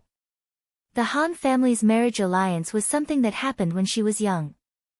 Ever since she became sensible, she had been making a fuss about breaking off the engagement. She had never cared about the awkwardness of it. The last time Ouyang Yen came to look for him, he even said that Ouyang Yen was the one who dumped Jiang Zhao, so why was she being so arrogant now? Thinking about it, she was really as annoying as Ouyang Yen. Shen Xian was also not easy to deal with. She was unhappy and wanted to break off the engagement. She didn't care about the family matters at all. These 2 years, she made more and more trouble, and he followed behind her to clean up the mess. Now, he felt that Ouyang Yen was annoying. But even if Shen Xian did the same thing, he couldn't hate her. He only felt sorry for her. After all, acne on other people's faces didn't make people worry. Only when needles pricked one's body did they know the pain. He remembered that a reporter asked a celebrity what kind of partner she wanted. The celebrity said that it was a man who could move. A man who couldn't even move on the bed, could he still be called a man? Shen Kai felt a ball of fire burning in his heart. His ears were filled with Shen Xian's comforting words. "Brother, don't be sad. I didn't feel wronged at all. This is what I deserve." Damn, she finally grew up. She finally knew that her mistakes made her family sad. But the price was too damn high. Pei Li was a person who had killed his way through the ups and downs of the business world. In his early years, he was still a little vicious.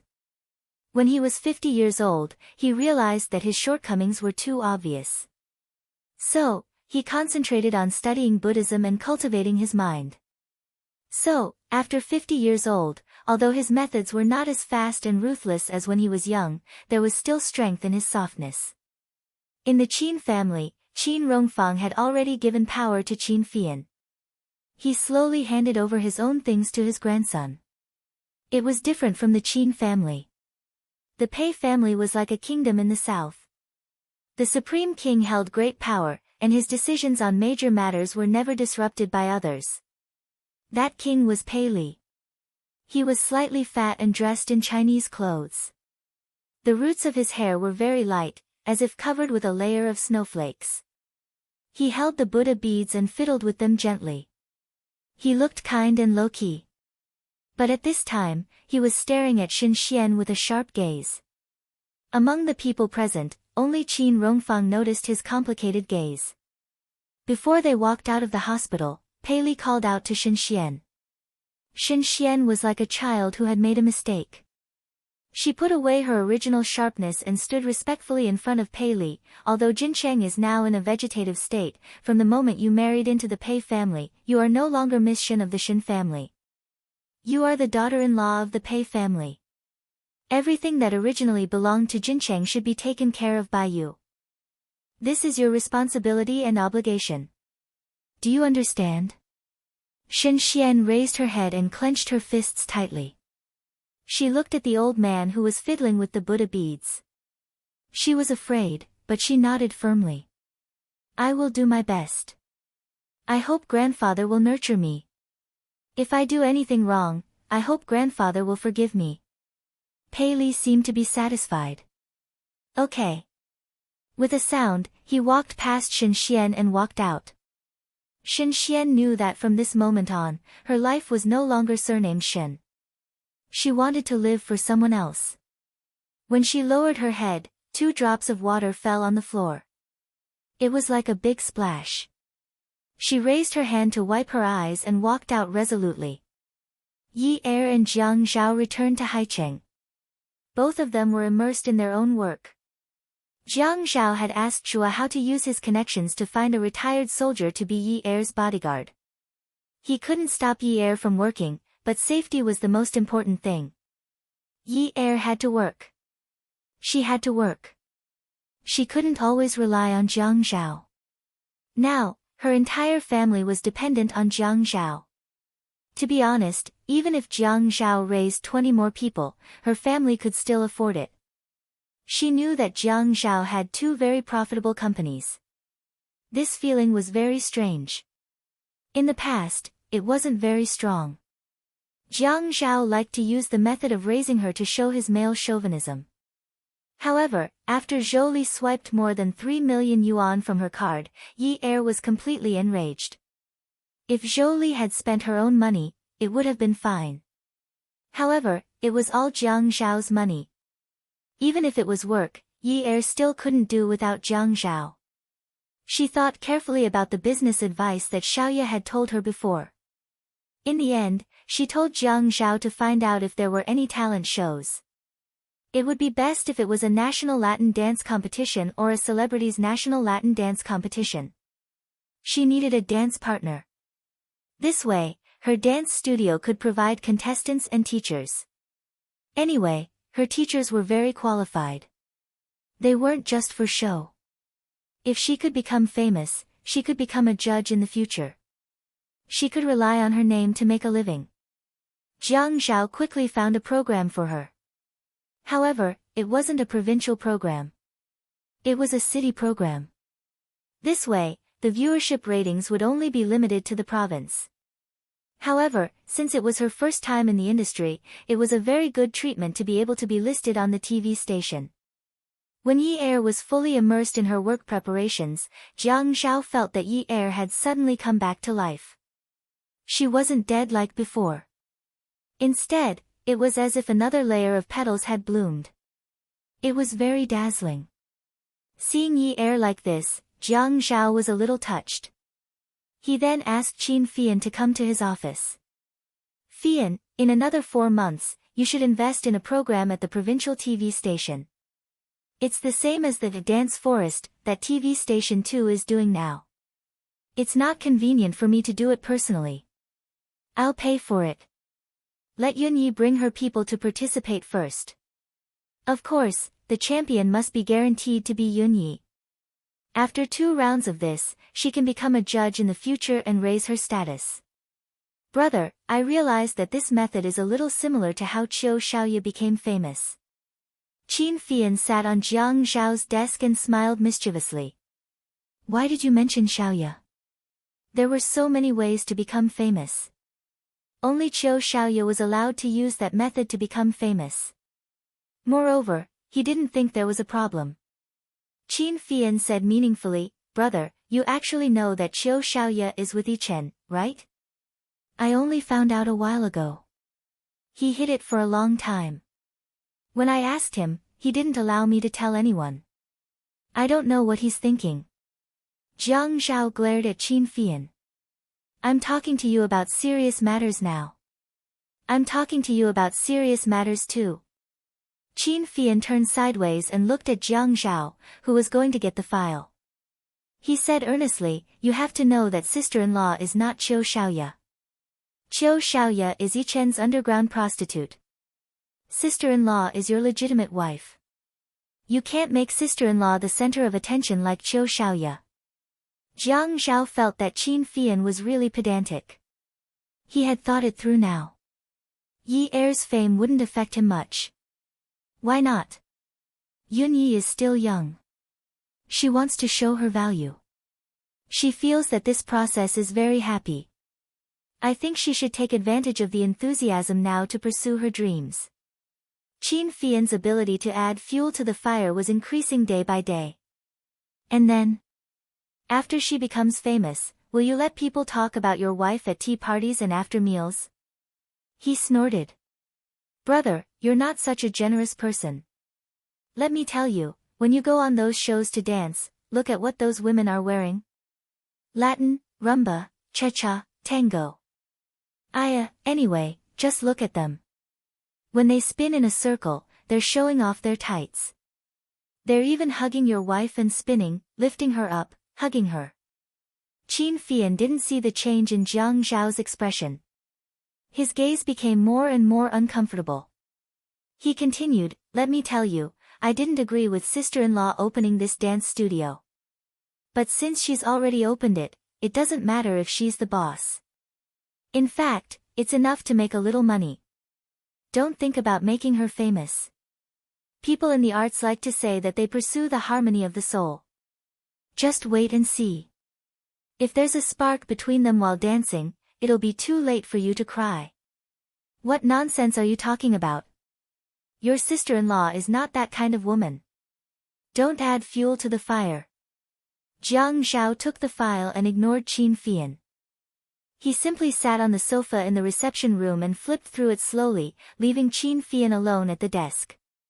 You still don't believe me? Qin Fian wouldn't let go of a chance to make Jiang Zhao repent. Hey. He hurried to the reception area and sat on the sofa on the other side. Brother, don't blame me for not reminding you. Let me tell you, those duet groups, those pair figure skating groups, and don't even talk about those national dance groups. They're all in the name of pursuing art. On the road to pursuing art, they eat their partners into their stomachs. The people I'm talking about in this field are quite a lot of people who get married and have extramarital affairs, right? Beauty Novel, Songshu 566. Chapter 690. Jiang Zhao did not say anything, but Qin Fian was very anxious. Don't talk about office romance. Love can develop over time, let alone a man and a woman hugging each other and doing some difficult moves. I asked you to hug a beautiful woman and practice dancing for a few hours every day. Try it. Don't you have any reaction at all? Fine, you don't have any reaction now. You have sister-in-law. Qin Fian deliberately helped Jiang Zhao. But what about before you had sister-in-law? Do you dare to pat your chest and say that you definitely wouldn't have any reaction? Let me tell you, in order to practice those wonderful dances, sometimes you need to do some difficult moves, such as throwing, lifting, or large spins. These are not things that can be done with skill alone. You have to put your life and safety in the other party's hands. This requires a lot of tacit understanding between partners. Brother, touch your conscience and tell me, are you willing to let sister-in-law reach that level of tacit understanding with another man? Even her life and safety in the hands of that man without any hesitation? This kind of competition takes 4 months at the municipal level, and the provincial level takes even longer. For such a long time, you let sister-in-law reach that level of tacit understanding with another man every day, and in the end, she became the champion. Can you really continue to watch? How could Jiang Zhao continue to watch the dossier? Watch my ass. His mood of wanting to create a blue sky for Yi Er was completely ruined. When he was talking to Yi Er, it was clearly an art to show the concept of beauty. Now, when it came out of Qin Fian's mouth, it became a filthy scene. He wavered, brother, listen to me. You really can't make sister-in-law as famous as Xiao Yiqiu. Moreover, they are in different fields. Even if Xiao Yiqiu becomes famous, there won't be any male partners. That's why Yi Chen is willing to let her become famous and let her have her way. But how can sister-in-law do this kind of competition dance alone? You like to keep everything to yourself. If something really goes wrong in the future, you will definitely regret it. Qin Fian kindly advised again. Jiang Zhao rolled his eyes at him and looked down at the file in his hand. However, the words on the file had all been blurred out. It showed men and women hugging and dancing together. During the climax of the music, the man threw the woman up and spun her around. It was frightening to watch, as if the woman was going to be thrown out of the man's hands. However, the woman was calm and composed, as if she did not feel the danger at all. The two of them communicated silently with their eyes. The music came to an end. The two of them hugged each other tightly, their necks intertwined. The music paused for more than 10 seconds, and the two of them had to smile happily on the stage and hold hands to express their gratitude during the curtain call. When I receive the award, I have to thank my partner. He understands me very well. He was the one who accompanied me all the way here. When we trained together. In short, he said a lot of pretentious words. Jump my ass. Don't jump. There was no room for discussion. Yes, Fei Yan was right. He wouldn't be so generous as to give his wife to another man. Qingfeng Garden. Qiu Shaoya sat obediently on the sofa, sneezing again and again.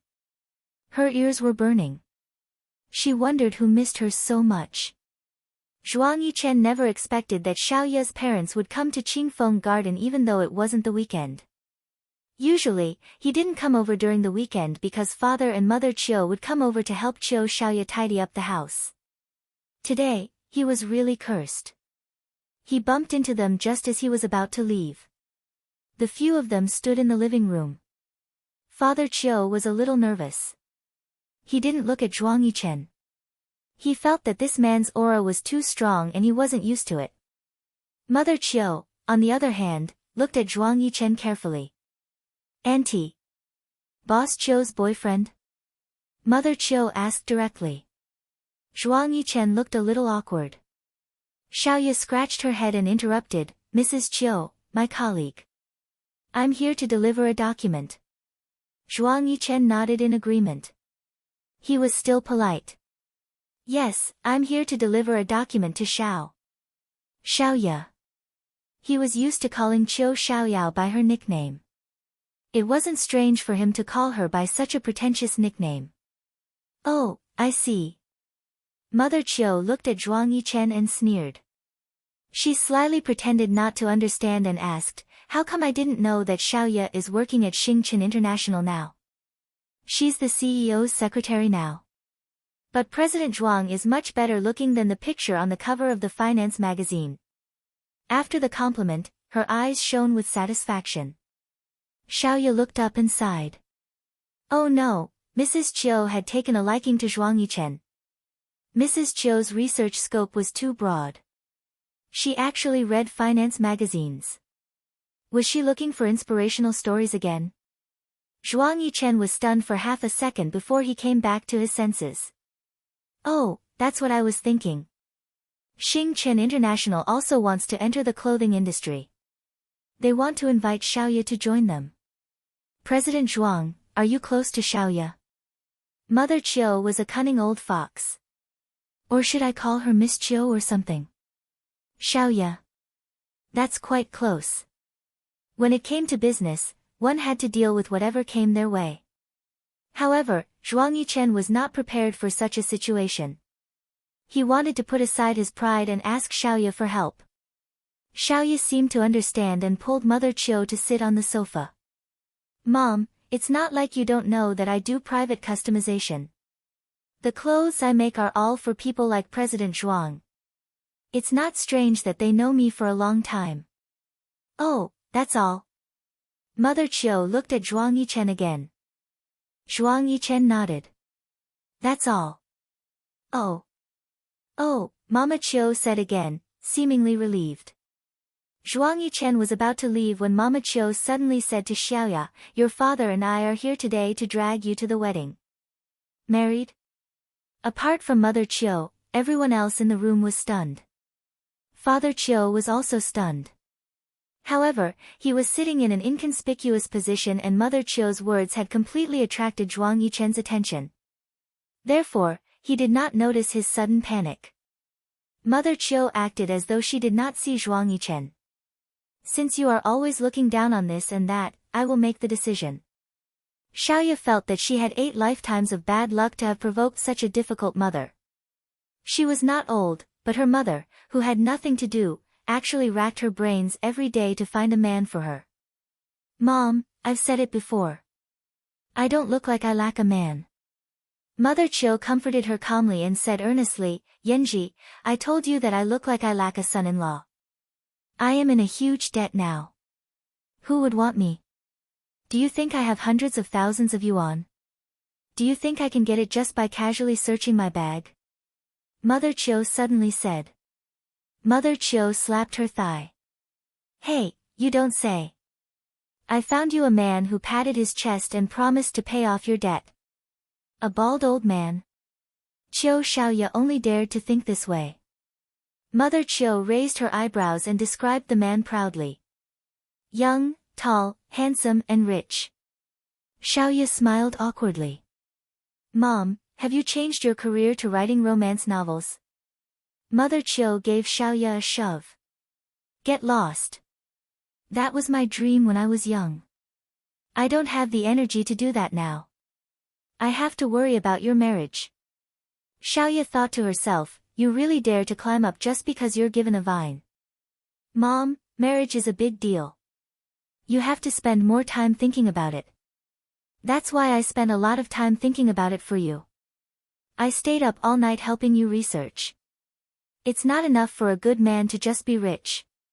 He has to be good-looking. It's not enough to just be rich and good-looking. He has to be cultured. It's not enough to just be rich and good-looking.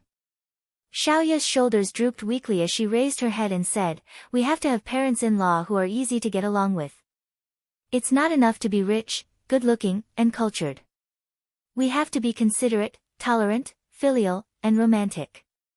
After Xiaoya finished reciting, she looked dispirited and helpless. She looked like she was about to cry as she said, Mom, you should go and write. You'll definitely do something. Really, you'll definitely achieve more than worrying about your daughter's marriage. Zhuang Yichen wanted to turn around and leave because the people here obviously didn't care about him. He had always had a strong presence. However, after confirming that he wasn't Xiaoya's boyfriend, Mother Chiu didn't even look at him. Instead, she kept promoting other men to Xiaoya. As if rooted to the ground, Zhuang Yichen was in an awkward situation. He was afraid that he would be suspicious if he stayed any longer, so Zhuang Yichen said politely, Uncle, Auntie, I will leave first. Okay. Take care. Mother Chiu's voice was full of enthusiasm. However, her eyes fell on Xiaoya and dropped another bomb. Hurry up and pack up. Yiyun has been waiting for too long. He said that you don't want to see him. He wants to marry you this time. If you say so, he will marry you immediately. He will help you pay off the debt. How is it? Young, right? Tall, right? Handsome, right? Rich, right? Not. Xiaoya's eyes suddenly widened. Her voice trembled. Mom! Don't joke around. Zhuang Yichen, who had just walked to the door, paused again. He heard Xiaoya's voice suddenly change in pitch. It suddenly rose and fell. In her incredulous tone, there was a strong sense of anticipation and unexpected loneliness. Kang Yiyun. Kang Yiyun proposed to Xiaoya.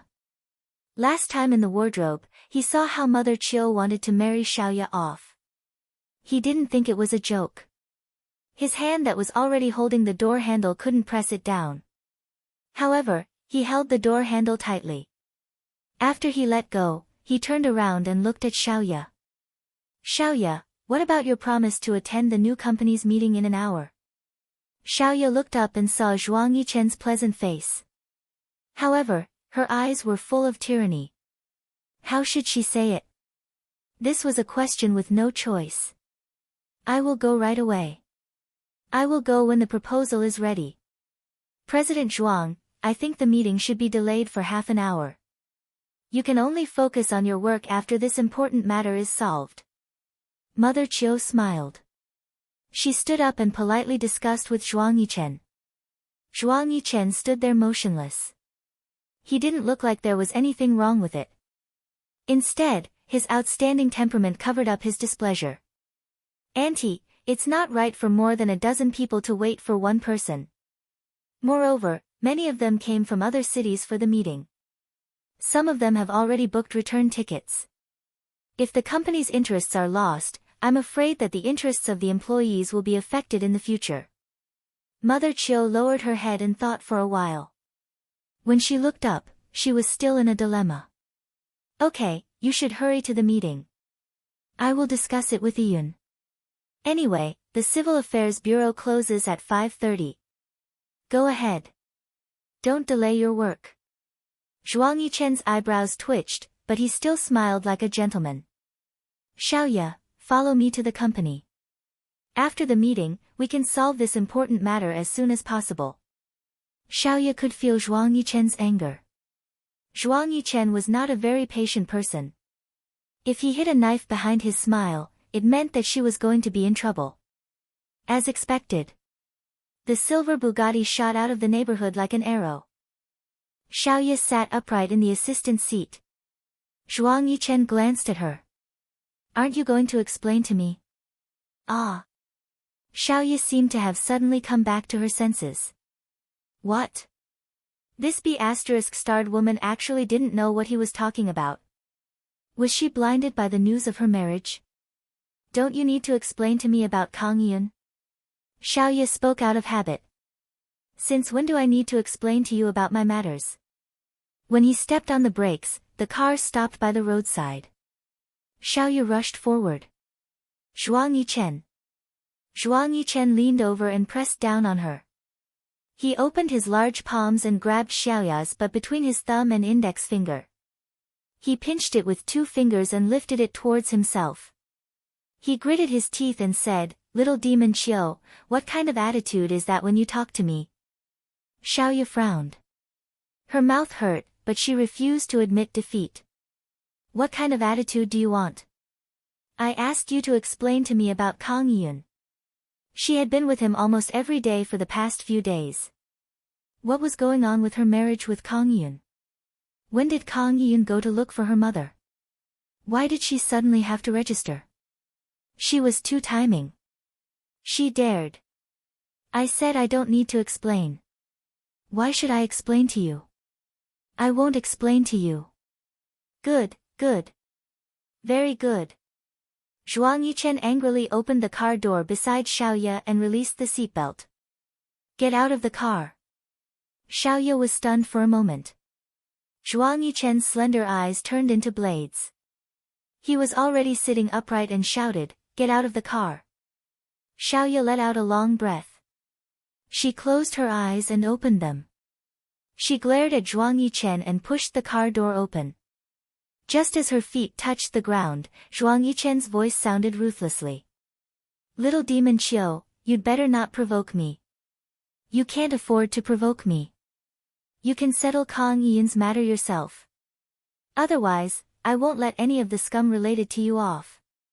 Xiaoya's back trembled. A gust of cold air froze her spine. When she clenched her fists, her breath was trembling. She turned around and glared at Zhuang Yichen. She gritted her teeth and said angrily, "Zhuang Yichen, you're getting more and more involved now. You've really stretched your hands too far.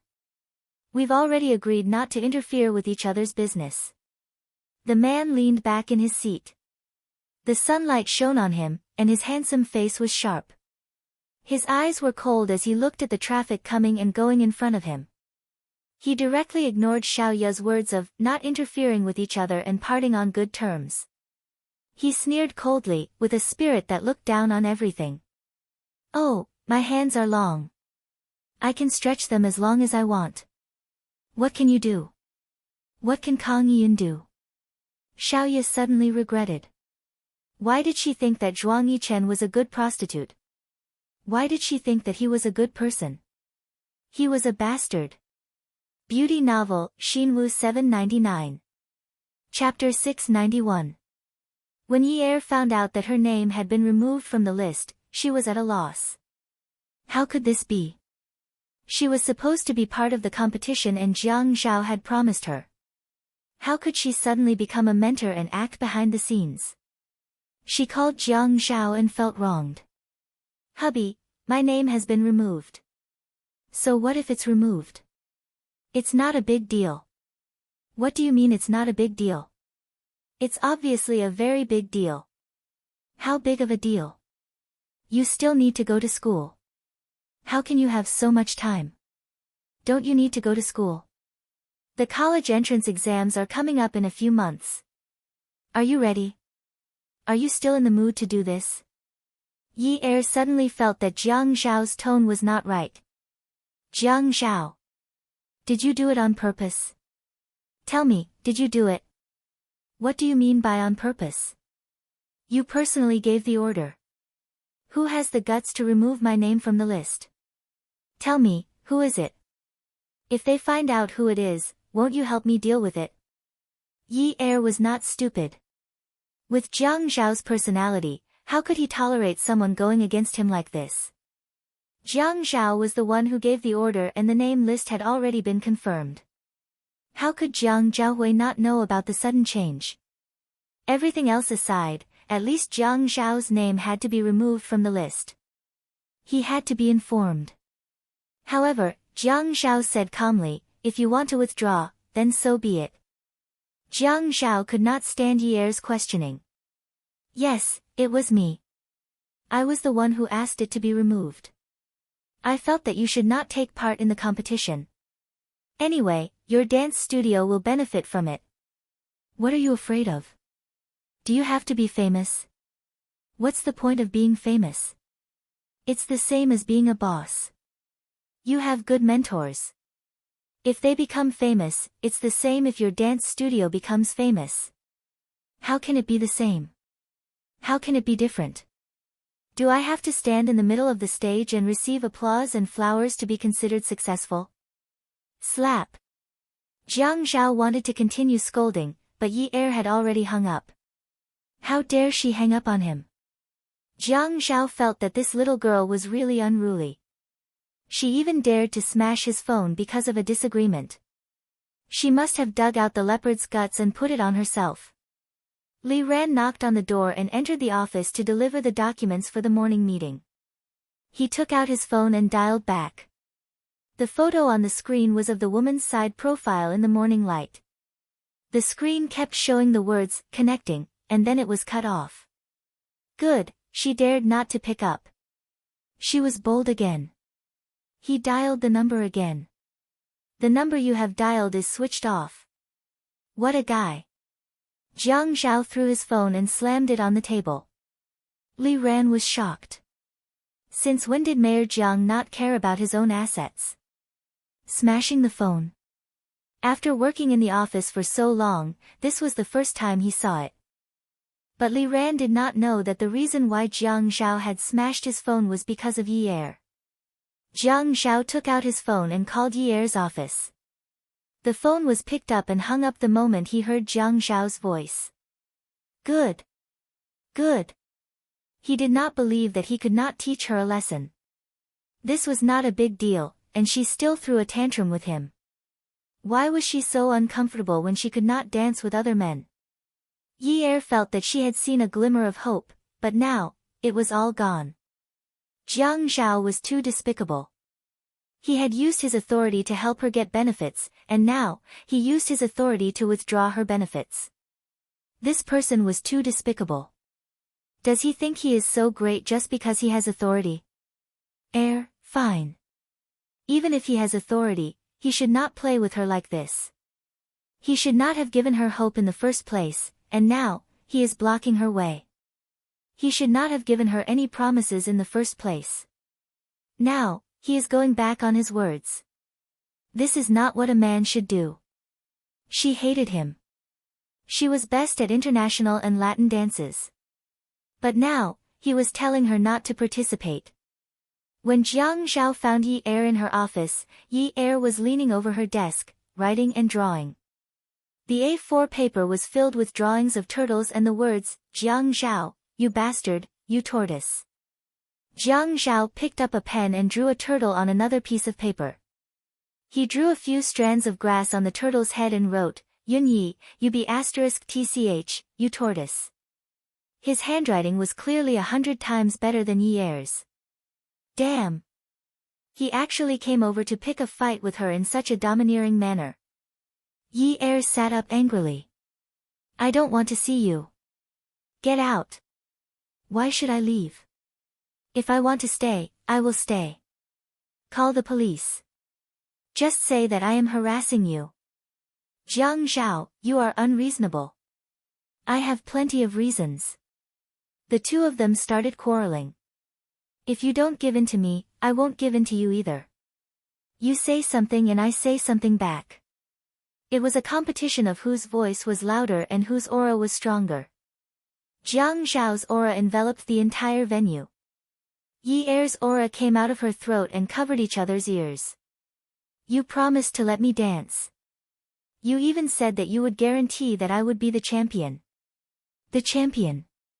Although it was a little suspicious that she had gotten in through the back door, even if she wanted to be vain, there was nothing wrong with that. Yi Er did not think that this was shameful behavior. She was not the only one who did this. Yes, I did promise you. But this international pas de deux is not allowed. Why not? What's wrong with international pas de deux? Are you discriminating? Is that so? You said it was okay at the beginning. Anyway, I won't allow any other man to hug you other than me. They will hug you longer than me. No, I won't even hug you once. When Jiang Zhao thought of this, he was all kinds of unhappy. He would only hug her when he got home at night, after dinner, when he went to bed, and when he fell asleep. How long would he hug her? And this was under the condition that he did not go on a business trip. Fei Yan said that for such a long program, rehearsing and practicing every day was like an 8-hour workday. To hug her for such a long time when she was sober and entrust her safety and life to that person, he would be an idiot to let his wife do such a thing. Fei Yan was right. He should not have opened a dance studio for her. If he wanted to make money, he could have opened a casino. Why open a dance studio? There would be problems as she danced. His wife was soft and tender. She had a graceful figure. Her face was like a lotus flower. Which normal man could hug her for hours and not have problems? Jiang Zhao, be reasonable. How can you think of me as that kind of person? You are not that kind of woman, but there are many men like that. Are you talking about you? Yes, if it were me, I would be. The two of them quarreled with red faces. In the end, the outcome was already decided from the beginning. Yi Er could not win. The winner would always be the chess player who could manipulate the game. Even if she could quarrel better than Jiang Zhao and reason better than Jiang Zhao had the power. If he did not say anything, the teacher behind the scenes could be removed. Beauty Novel, Songshu 566. Chapter 692. Yi Er was disheartened and lowered his head. How could it be Xiaoya? Why couldn't it be done with her? How could he associate a normal dance with a man and a woman hugging? What was this man's brain made of? Xiaoya slammed the door of Zhuang Yichen's car. Zhuang Yichen started the car and just as it entered the entrance of Duga, a white Land Rover stopped beside Xiaoya. He recognized the car. The license plate was Xiaoya's birthday. Kang Yiyun. He slammed his fist on the steering wheel. The car did not care about the traffic rules and made a left turn at the entrance of Duga. Xiaoya had just opened the door of Kang Yiyun's car when she was picked up like a little chick. When she was thrown into the back seat of Zhuang Yichen's car, she suddenly realized that it was Zhuang Yichen's doing. Kang Yiyun was about to open the door and chase after her, but Zhuang Yichen had already closed the door and sped away. The atmosphere in the car was freezing. Xiaoya could not help but shiver. Zhuang Yichen, what are you trying to do? Little demon Qiu, it seems like you still don't understand what I mean. When Zhuang Yichen spoke, his nostrils and jawline were frighteningly stiff. Even his voice was cold and emotionless. He took out his phone and dialed a number. After a few seconds, he said, Xia Qian, a fourth-year student at the media college who is interning at Channel 2, Xiaoya rushed over and snatched his phone. Zhuang Yichen. If you dare to touch Xia Qian, I'll fight you to the death. Zhuang Yichen continued to drive and glanced at the woman leaning against his shoulder. Risking my life? You think you can beat me? My life is tougher than yours. Do you want to try? What are you trying to do? Little demon Chiu, you should know why I didn't care about you a few years ago. You've been too naughty recently. Our relationship is over. I have my own life and freedom.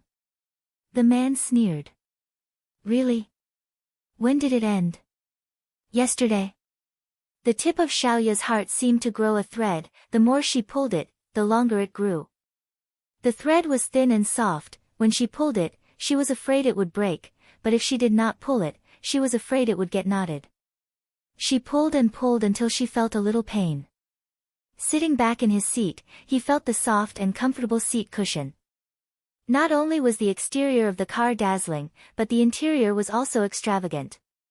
Lying on such a seat was like lying on money. She wouldn't buy such a car even if she had the money. It was too expensive and the cost of maintenance was too high. Even if she could afford it, she couldn't afford to keep it. Everything needed to be managed. If you couldn't afford it but insisted on buying it as a shop front, you would be the one suffering. Xiaoya had always been a woman with a strong sense of anxiety. From the first day she was with Zhuang Yichen, she thought that she might be abandoned at any time, so she wanted her own house and career. That was why she bought a car that cost more than 200,000 yuan, in case she was abandoned by this man one day and could not afford a good car. She always had a way to comfort herself when she met with a setback. Just like this time, if it were someone else who had no one to help and no one to care, they would have hanged themselves long ago. But she didn't. She thought that at worst, she could just find another man to help her. Anyway, that was how she started her business. But when she put out the marriage advertisement and someone was willing to help her pay off her debt, she pretended to be noble and shy. That advertisement was a little selfish. Zhuang Yichen did not care about her and left her to fend for herself. Fine, then she would show him how she was born and how she was destroyed. It was not shameful to rely on a man. Qiu Xiaoya had relied on sleeping with men to get to where she was today. When he finally came to Qingfeng Garden, she was actually happy. There were some things that she couldn't understand. She just felt disappointed when she thought of him after they broke up. It was as if there was something imperfect. The cherry blossoms that had only bloomed for a day had withered because of the storm. It was really ugly. Just like how she looked after they broke up. It was really ugly. She was the one who wanted to break up, but he agreed without a frown. He generously gave her the house without even batting an eyelid. At that time, she felt like she had been abandoned. She already knew that she would be abandoned, but when it came, she was still at a loss. She didn't want to know how much of her mother's words were true and how much was false. But what was his attitude now? He didn't allow her to get married, but wanted her to continue sleeping with him. She didn't know how much she had to move this man. It didn't seem possible. She had lost her brilliance, but she couldn't afford to waste her youth anymore. Especially when she saw Jiang Zhao by Yi Er's side, she felt like she was terminally ill. She always told Yi Er that a woman should have her own career, so that she wouldn't be left with nothing when her man abandoned her. But it was so funny. Even if Yi Er was abandoned by her man in the future, she could still legally get a sum of alimony or get a share of Jiang Zhao's assets after they got divorced. But what about herself now? She would really be left with nothing after being abandoned by her man. When Yi Er was sick and hospitalized, Jiang Zhao took care of her every day. He was so busy with work, but he rushed to the hospital after work. When Yi Er's father was hospitalized, Jiang Zhao and Yi Er would visit him every day. If Yi Er wanted to eat something, Jiang Zhao would accompany her. Yi Er didn't wear luxury goods. She told her that because of Jiang Zhao's work, she couldn't be too extravagant or people would point fingers at her. Yi Er didn't wear sexy or seductive clothes. She told her that because Jiang Zhao didn't like her to wear revealing clothes. She also told her that she had to dress more maturely so that she would be more compatible with Jiang Zhao. Yi Er dared to act coquettishly to Jiang Zhao in front of a table of friends and said, "I want to eat that, but I can't get it." Jiang Zhao would satisfy her immediately. When Yi Er called to say that she wasn't feeling well, the first person to rush over would definitely be Jiang Zhao. The two of them could stand hand in hand under the sun. That was the kind of happiness that marriage could bring. To get this, Yi Er used some means to force Jiang Zhao to give in, but she still benefited from it. Xiaoya felt that she was jealous. An uncontrollable jealousy took root in her heart and sprouted, growing lush branches and leaves. They were both women with men, but this difference was too painful. Xiaoya was still looking out the window. Her eyes were faintly moist. "Actually, we always knew that our relationship was built when you were valuable to me. When my career collapsed, you weren't willing to help me. If that's the case, then our exchange isn't equal. But all these years, my achievements were all because of you. All this time, you slept with me for nothing. Just treat it as the interest I paid. What are you still not satisfied with? Why do you have to make it so ugly and use my sister to threaten me?" Xiaoya could only hear the man's breathing in the car. She sighed softly. "I can't be with you forever. I still have parents. I have to think about them. You always knew that my mother wanted me to get married. Even without Kang Yiyun, they would still introduce Lu Yiyun, Zhang Yiyun, Wang Yiyun to me in the future. Yi Chen, sooner or later, I will get married, have children, and have my own family. A happy family that my parents hope for." For the first time, Xiaoya called Zhuang Yichen by his name. "Yunyi, I agree that you want to be successful. But dancing is out of the question. Or I can open another company for you. I can allocate a lot of business for you. If you want to make money, make your own money. That's a very simple thing. But to be famous for dancing, that's out of the question." Yi Er sat in her seat and looked up at the man who was looking down at her from above. His firm tone, as well as the domineering and strong aura that he exuded, enveloped her like a net. It tightened around her until her voice and confidence became smaller and smaller. "Jiang Zhao, I want to do what I like to do, what I'm interested in." Jiang Zhao bent down and rested his elbows on Yi Er's desk. He held Yi Er's face in his hands and stared at her. "It's a blessing to be able to turn your interest into your career.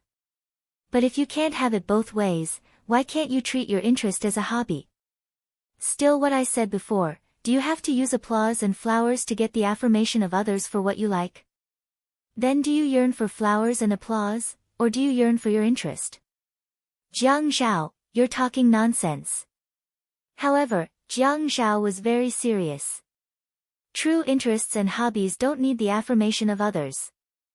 "Yunyi, everything is the same. Let me give you a simple example. When we got married, not many people gave us their sincere blessings. Our family backgrounds didn't match, our ages didn't match. Such voices could be heard everywhere. But we're willing to be together. Even without the approval of others, we're still living very well. Groups of people are jumping out to ask for a divorce. They don't approve of us and doubt us. But we're still together. You're my interest, and I'm your interest. Isn't it fine as long as both of us approve of each other? Why do you have to show off what you think is good to everyone? But if you show it to others, will you be happier than you are now?" Yi Er was stunned. Jiang Zhao continued, "If we show it to others, the people who applaud you will say, 'Wow, they're so happy. That's great. I'm so envious.' But what about the people who gave you the eggs? They will say that the woman is so young, and the man is so old. The man's family background is so good, and the woman's family background is so terrible. They will also say that the woman is insensible, and the man has no taste. In the end, the happy thing will be dug deeper and deeper by others. Your past, my past, things that we clearly don't care about, will become more and more unbearable by those eggs. Small things will become bigger and bigger by others. Do you dare say that with your tolerance, you'll be able to do it without being disturbed? Yi Er couldn't help but admit that she admired Jiang Zhao. When she wasn't with him, even if she ran into obstacles everywhere, she was still the one making the decisions. She could be considered a person with her own opinions. But ever since she got together with him, all the decisions no longer seemed to have anything to do with her. But in the end, she was always willing to compromise. Someone once said that a person can't succeed for no reason. Jiang Zhao was the same, right? He had the ability to grab hold of the weakness that others cared about the most and hit it with one blow, causing the opponent to be utterly defeated. Awesome novel, Xinwu 799. Chapter 693. I want. Yi Er wanted to be famous. Perhaps at her age, such vain thoughts could be found everywhere. Her heart was in turmoil. Jiang Zhao still held Yi Er's face and said slyly, Think, what do you want to eat? I'll accompany you for lunch, okay? He knew that dancing was not feasible and would make Yi Er very unhappy, but he had no choice but to try his best to make up for it. I want to eat ice cream to vent my anger. Okay, let's have an ice cream feast for lunch. Okay. Yi Er agreed hesitantly. Yi Er thought that Jiang Zhao was capable enough. Jiang Zhao thought that Yi Er was magnanimous enough. Just like that, the two of them went for lunch as if nothing had happened. Yi Er did not choose to have an ice cream banquet. Humans were made of iron and rice was made of steel. No matter what, she had to eat her fill to have the strength to work. She ordered 3 dishes, 1 soup, and 2 ice creams. Yi Er had lived a hard life for 2 years, so she was very meticulous when it came to ordering food. She knew how to pair the 3 dishes of meat and vegetable soup, what kind of dishes would be served, and how many people would eat. Jiang Zhao looked at her serious expression and felt that his wife was really good at managing the household. Although he did not need her to save money, he just felt that she was cute. When they were eating, Yi Er received a call from Zhou. She was a little hesitant. Jiang Zhao asked, Who is it? Zhou, Yi Er frowned. It turned out that the most troublesome thing was not one's career, but one's family. No wonder people said that marriage and family were a woman's life career. It was indeed so. Her family was a mess. Fortunately, she was not famous yet. If she became famous in the future and people found out about it, it would be embarrassing for Jiang Zhao. Forget it. So be it behind the scenes. She did not want to stir up trouble. Answer it. Jiang Zhao gestured with his chin. As soon as Yi Er picked up the phone, Zhou sighed over the phone before she could say anything. Her main thought was that she had spent all her money. Yi Er hung up the phone and started to eat her food. Jiang Zhao sat opposite her and asked, What's wrong? Little fox? It's fine. Let's eat. Did something happen to her again? Don't care about her. Let's eat. Yi Er stood up and took the bowl in front of Jiang Zhao. He filled it with soup and set it aside to dry. He sat down again. Yun Yi. Jiang Zhao looked at Yi Er sulking. He had probably vented his anger countless times already. If he kept holding it in like this, he would suffer internal injuries. Actually, it's impossible to ignore it. Yi Er looked up. She's always saying that she doesn't have money. How can she take care of everything? Jiang Zhao said, She's your mother. This can't be changed. No matter what she does that makes your hair stand on end, you should still take care of her. Actually, you don't have to be so calculative if she spends a little more money every month. Are you afraid that your husband can't afford to support her? Jiang Zhao, you can't say that. You don't know how much she has gone overboard. I just gave her money. It's only been a few days. And before I went to G City, I was worried that she wouldn't be able to take care of herself, so I went to the supermarket in the afternoon to buy her a lot of things. Food, drinks, necessities, everything that she needs, I've already bought them all. I even bought her sanitary pads. She spent more than 3 million on clothes and cosmetics that night. What else does she need to spend? Thinking about this, Yi Er couldn't get angry. Fortunately, this mother found a big backer, Hu Jincheng, 2 years ago. Otherwise, if he followed her, he would definitely have used up all the money he had to sell the house to protect himself. When that time came, he would have no money to eat and he would probably be so poor that he would have to sell his younger brother. Yunyi, you care that she spends too much money. But if you're rich, will you give her money? But I don't have money. Jiang Zhao couldn't help but laugh. Then don't I have money? Yi Er waved her hand and said impatiently, even if you have money, you can't let her squander it like that. Forget it, stop talking about it. Whenever you talk about it, I'm reminded of how she looked like when she spent more than 3 million yuan a night. Whenever I think of her, my liver hurts. Really, it's not that I've forgotten my mother after marrying my husband, but there's a limit to everything. Anyway, I can't take it anymore. I really don't know how my father and Hu Jincheng can stand her. My liver hurts. Jiang Zhao looked at Yi Er's angry expression and raised his hand to calm him down. Okay. I won't talk about it. But if she doesn't have money, you should at least ensure that she has basic living expenses, don't you think? Isn't 3,000 yuan a month enough? We're living a good life in the 9th mansion, right? Dad, see Jia, you, me, when we're living together, I don't even spend 3,000 yuan a month on groceries. She's living alone. I'm the one who pays for the utilities. Jiang Zhao hated Zhou Li, but it was fine as long as they moved out and didn't live together.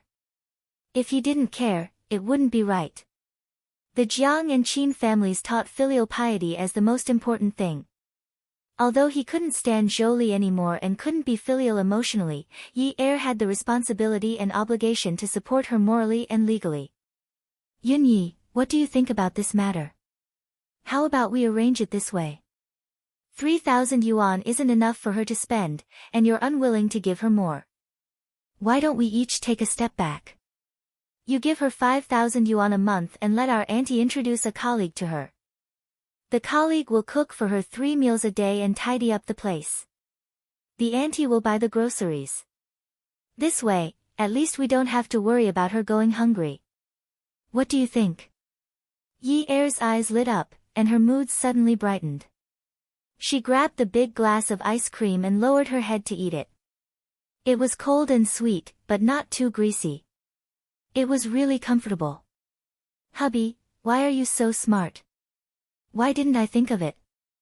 Then in the future, give her 3,000 yuan a month and hire a cook. Jiang Zhao thought he heard wrongly. Didn't you say 5,000 yuan? Then we'll have to add another 2,000 yuan to hire a cook. 3,000 yuan is enough. In the past, I spent less than 2,000 yuan a month taking care of Si Jia, and I even raised him so well. Now, we're the ones buying her daily necessities and skincare products. How much money can she spend? Jiang Zhao's heart suddenly ached. He stretched out his long arm and wanted to reach out to rub her head, but he was afraid of touching her bitter past. He wiped the corner of her mouth with his thumb. Eat less ice cream in this season. Look at how greedy you are. You make the decision. You have to spend more time mediating the matters at home. If the family is peaceful, everything will prosper. Do you understand? Yi Er nodded and pouted. She felt a little guilty. Jiang Zhao, I shouldn't be thinking about becoming famous at all. There are a lot of things at home that haven't been settled yet. It's great that you can think like this. After Yi Er finished eating, she quickly contacted the housekeeper at home and quickly found a cook for Zhou Li. She went to Zhou Li's house again and gave her 3,000 yuan. Mom, I've hired a cook for you this time. You don't have to buy the groceries. The cook will be done. I'll get her to cook according to the standards at 9th mansion. Yi Er, 3,000 yuan isn't enough. I wanted to book a monthly membership card for the beauty salon yesterday. I even chose the cheapest package, which cost 5,099 yuan. Mom, we can't afford that kind of beauty salon. Can't you find a salon that only deals with faces? But how can we not go to a spa? Yi Er felt like the tendons in her brain were dancing on a bamboo pole. They were tapping so hard that her head hurt. Don't we have a bathtub at home? Can't we buy some flower petals and pour some milk into it? Yi Er, how can you treat mom like this? Isn't this good enough? Then what did you do to me in the past? Don't you know that everything is hereditary? If I were your biological child, shouldn't I learn from you back then? Mom! Yi Er shouted weakly and said, it was Jiang Zhao who didn't allow me to do that. If it weren't for the fact that Jiang Zhao looks down on unfilial people, I really... She took a deep breath and said, I really don't want to care about you anymore. I want you to be like me in the past and fend for yourself. I will send you 3,000 yuan on this day next month. Don't call me during normal times. I won't pick up. Then what if mom gets sick? Zhou Li looked at Yi Er's face, which was as cold as a stranger's. She was about to cry. Then I'll discuss it with Jiang Zhao in the afternoon. We'll reserve a VIP number for you at the private hospital. When you get there, just put it on our tab. What do you think? No matter how cold and hard Yi Er was, her eyes still turned red after she entered the elevator. If she wasn't afraid of feeding Zhou Li's appetite, there were some things she couldn't say. Shen Kai called Jiang Zhao and told him he would be waiting for him in his office. When Jiang Zhao returned to his office, he saw Shen Kai sitting on the sofa and bickering with Li Ran like a gentleman. It seemed that Shen Kai had suffered too much recently. If he didn't find someone to vent his frustrations on, he would die of boredom. Li Ran was also pitiful. She didn't know how to be tactful and straightforward. She was so angry that she jumped up after hearing a few words from Shen Kai. When Li Ran saw that Jiang Zhao had returned, she left the room. As soon as Li Ran left, Shen Kai immediately showed his hooligan side. He crossed his legs and leaned against the sofa with a roguish look on his face. This secretary of yours doesn't know how to deal with people. This won't do. When Jiang Zhao saw the change in Shen Kai, he didn't know whether to laugh or cry. I think it's okay. A straightforward person doesn't need to worry. Shen Kai took out a wrapped file from his briefcase. I brought some originals for you to see. You can write down the important ones, but I can't give you copies and originals. Jiang Zhao rubbed his face and smiled. Kai, I realized that you've been in a mess recently, but your mind is still very clear. Shen Kai stood up and walked to Jiang Zhao's desk. He took out the file and a pen from Jiang Zhao's pen holder and placed it on the table. He raised his eyebrows and smiled. Of course, if I give you copies or originals, you'll know that they're from my place. I won't give you the chance to frame me.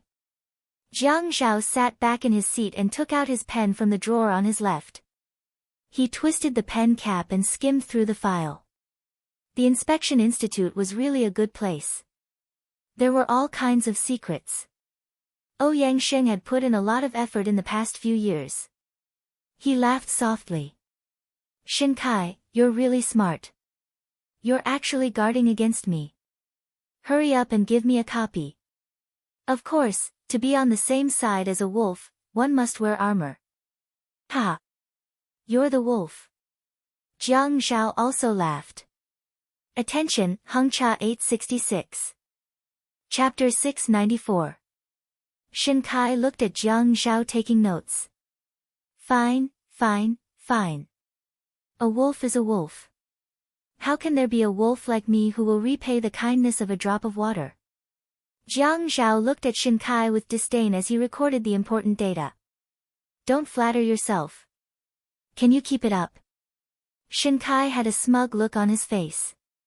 I have to keep it up even if I can't keep it up. Flattering looks good.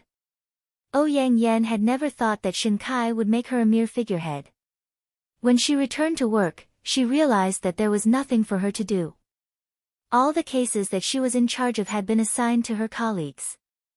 It was obvious that she was not part of the team now that she had to keep her mouth shut about the case. What was the meaning of this? She looked for Shen Kai, but Shen Kai looked very busy. He did not care about her, but he arranged for her to work very seriously. However, the work she did was all trivial. Ouyang Yen was angry when she thought of Shinkai. The reason she did not like Shinkai was very simple. He was like a hooligan. He looked like a hooligan since he was young. Even in law school, he was still a hooligan. He couldn't be compared to Jiang Zhao at all. Jiang Zhao always had a calm and experienced appearance wherever he went. Many people listened to Jiang Zhao's words, unlike Shinkai, who always caused trouble and annoyed people just by looking at him. But when Shinkai suddenly treated her with a very serious attitude, she could not get used to it. He was so cold, as if they did not know each other. As for Shinkai, Ouyang Yen was a dream of his youth. At that time, Ouyang Yen was like a princess in his dreams. He always felt that Ouyang Yen was sparkling, there was something very shiny about her. If it was not for Ouyang Yen's tricks on Jiang Zhao, he might not have woken up from that dream. At least, he felt that dreaming was a good thing. When he woke up and thought about it, it was a nightmare. Could it be that the princess was a witch and the dream was not a nightmare? What dream could be more shocking than this dream? A woman who was weak in his impressions suddenly held a big knife and slashed at everyone, including the old, the weak, the women, and the children. He really couldn't accept such a change. No wonder Jiang Zhao refused to look back. Could it be that Jiang Zhao had already woken up from that dream? In the end, he woke up early because of his deep understanding of the situation. Shinkai, what are you trying to do? You actually made me so empty. Facing the Ouyang Yan's finger, Shinkai replied lazily, Inspector O.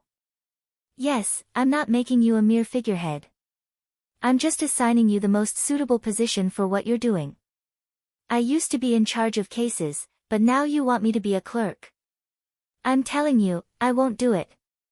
Ouyang Yan couldn't accept it. She had a double master's degree, and he wanted her to do a clerical job and be in charge of all kinds of documents. Did Shinkai's brain get hit by a door?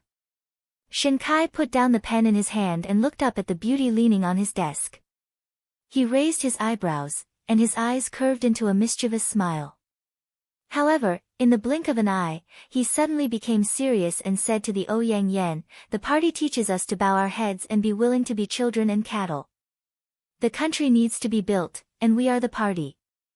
As a member, we are the tiles of the nation, the bricks of society.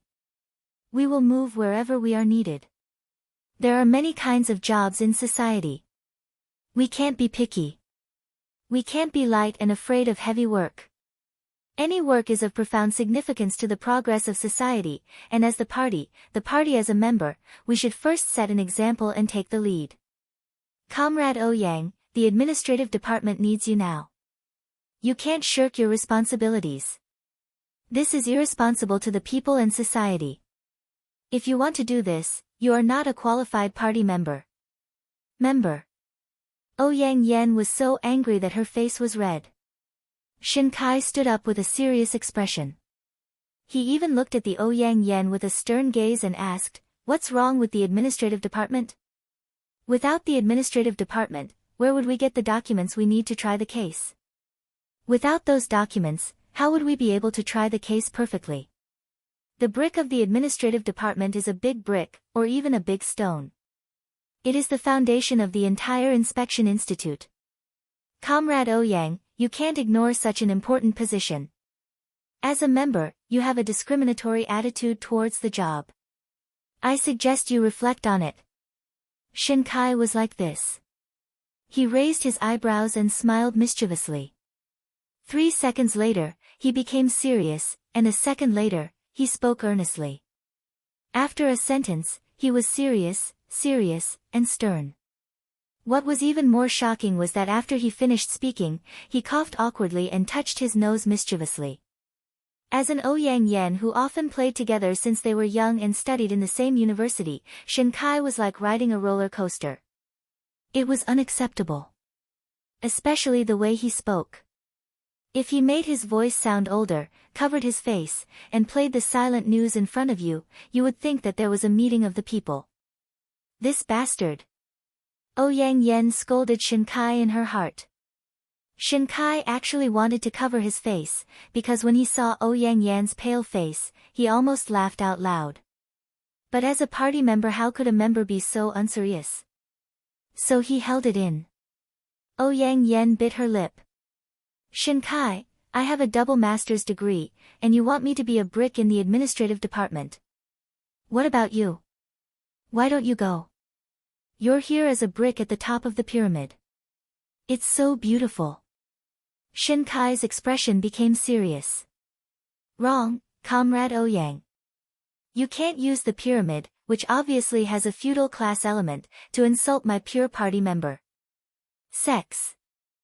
Yang Yen spat at Shinkai in her heart. Pure party member. Sex? Bah. Don't say party member. Sex, even the word pure had nothing to do with Shinkai. If you're a brick, then you're a piece of ceramic tile that's pasted on the building of the inspection department. Shinkai lazily sat back in his seat. He had a ruffian smile on his face and a light in his eyes. 3 seconds later, he stopped smiling and pretended to be serious. Even if I'm the ceramic tile pasted on the outside of the inspection department, do you think it's a face-saving project? No, you don't know the value of the ceramic tile. You only see the surface. Have you really seriously considered the value of the ceramic tile pasted on the walls of the inspection department building? Winter and summer, wind and sun and rain, which one of them isn't covered by ceramic tile? If it weren't for the ceramic tile that sheltered the bricks of the building day and night, this building would have been old. Have you ever been grateful for the spirit of the ceramic tile's selfless dedication? Yang Yen was so angry that she wanted to smash the table. Shinkai, you're going too far. You're just relying on the fact that I can't outtalk you, right? Shinkai said very humbly, no, how can you not outtalk me? You have a double master's degree, and you're still taking the PhD exam. I'm not as knowledgeable as you. This isn't a question of whether I can outtalk you or not. It's because I'm reasonable. As the ancients say, if you're reasonable, you can walk all over the world. If you're unreasonable, you can't do anything. Yang Yen gritted her teeth and scolded, bastard. It was obvious that he was unreasonable, and now he was saying that she was unreasonable. Shinkai sighed. You don't know how to respect your superiors. Remember to organize the meeting materials for tomorrow's meeting. You can leave now. After Yang Yen left, Shinkai closed the door and called Jiang Zhao. If you want to do it, you better hurry up. Yang Yen is still in the inspection department. Even if I made her a figurehead and she can't touch the case, she still has acquaintances. If she gets wind of this, you won't have a chance after the family Ouyang is settled. Jiang Zhao replied. I know. I know what I'm doing. I will not stop what I'm supposed to do. That's good. Hello, I heard that Mrs. Jiang is going to take part in a national dance competition on TV too. If such a beautiful Mrs. Mayor were to take part in such a competition, she would attract a lot of attention, right? I don't know who the male partner is. If she doesn't find a handsome partner, it won't be harmonious. If it's a handsome man and a beautiful woman, I think everyone in Haicheng will be watching that program from 1 to 8:40 p.m. What will happen then? Shinkai chuckled softly after he finished speaking. Jiang Zhao paused for 2 seconds. Once again, he felt that what Fei Yan said was right. Everyone was thinking the same thing. The news spread quickly. Even Shinkai knew about it. But Shinkai did not know that he had removed Yi Er's name from the list. Fortunately, he removed Yi Er's name quickly. Otherwise, Yi Er would have become the talk of the town. Jiang Zhao knew that Shinkai had used such a tone to remind him to be mindful of the consequences. How could he not understand such an obvious meaning? No, it's just that her dance studio will provide some teachers and partners. She will be behind the scenes. Then I won't be able to see it. But I still hope that sister-in-law's dance studio will be a hit. Please pass on my blessings. Thank you. I will definitely pass on my blessings to her. Jiang Zhao hung up the phone and looked down at the documents in his hands. His brows furrowed. The family Ouyang and Yun Hongwei's case was so complicated. It was really annoying. He had to think of a way to avoid any leads on Yun Hongwei. If that was the case, he could not let the family Ouyang know that he was the one who did it. Otherwise, the Ouyang Yen would easily implicate Yun Hongwei. Holding the phone, his thumb touched the screen hard. He called Zhuang Yichen. "Are you free?" "I'm not free." Zhuang Yichen's voice was very loud. Very loud. Very fierce. Very angry. Jiang Zhao was stunned. If Zhuang Yichen could be so angry, it meant that there were no outsiders around him. He did not know who had provoked him. To be able to provoke Zhuang Yichen to this extent, the person must be very brave. As he thought about it, he laughed. "God, what's wrong? Are you having menstrual cramps? Do you want me to get my secretary to buy you some menstrual cramps?" Welfare, Hengcha 866. Chapter 695. When Zhuang Yichen heard Jiang Zhao's words, he wasn't in the mood to continue the conversation. "I'm not free. I'll contact you later." After hanging up, Jiang Zhao didn't call him again. He knew that Zhuang Yichen must have encountered a difficult problem. Otherwise, he wouldn't be so angry. He shrugged and threw the phone on the table. So be it.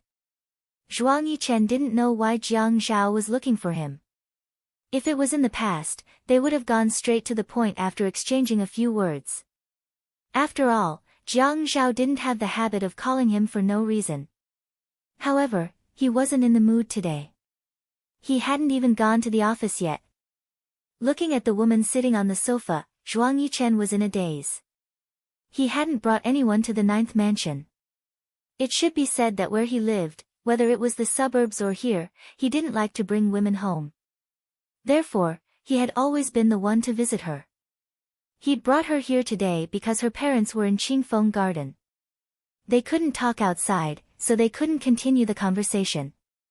So, he brought her back. Recently, she had messed up his rhythm and principles a few times. This wasn't a good sign. Logically speaking, he should have been more magnanimous and let her go when she told him about her situation with tears streaming down her face. Just like last time, when she mentioned breaking up and said that she missed Kang Yun, the man she loved, he remembered what she said at the time, but he didn't really listen. She probably said that she didn't want the house anymore. He said that he was the one who gave the house away. How could he take it back? A villa and a duplex were transferred to her name in the shortest time possible. In fact, he had always been a person who haggled over the smallest details.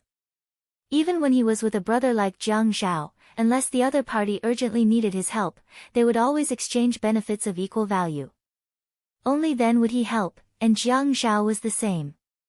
When he was with her, he had already calculated and felt that it was a good deal. That was why he continued with the relationship. Now that she thought about it, when he gave her the house when they broke up, he was also calculating.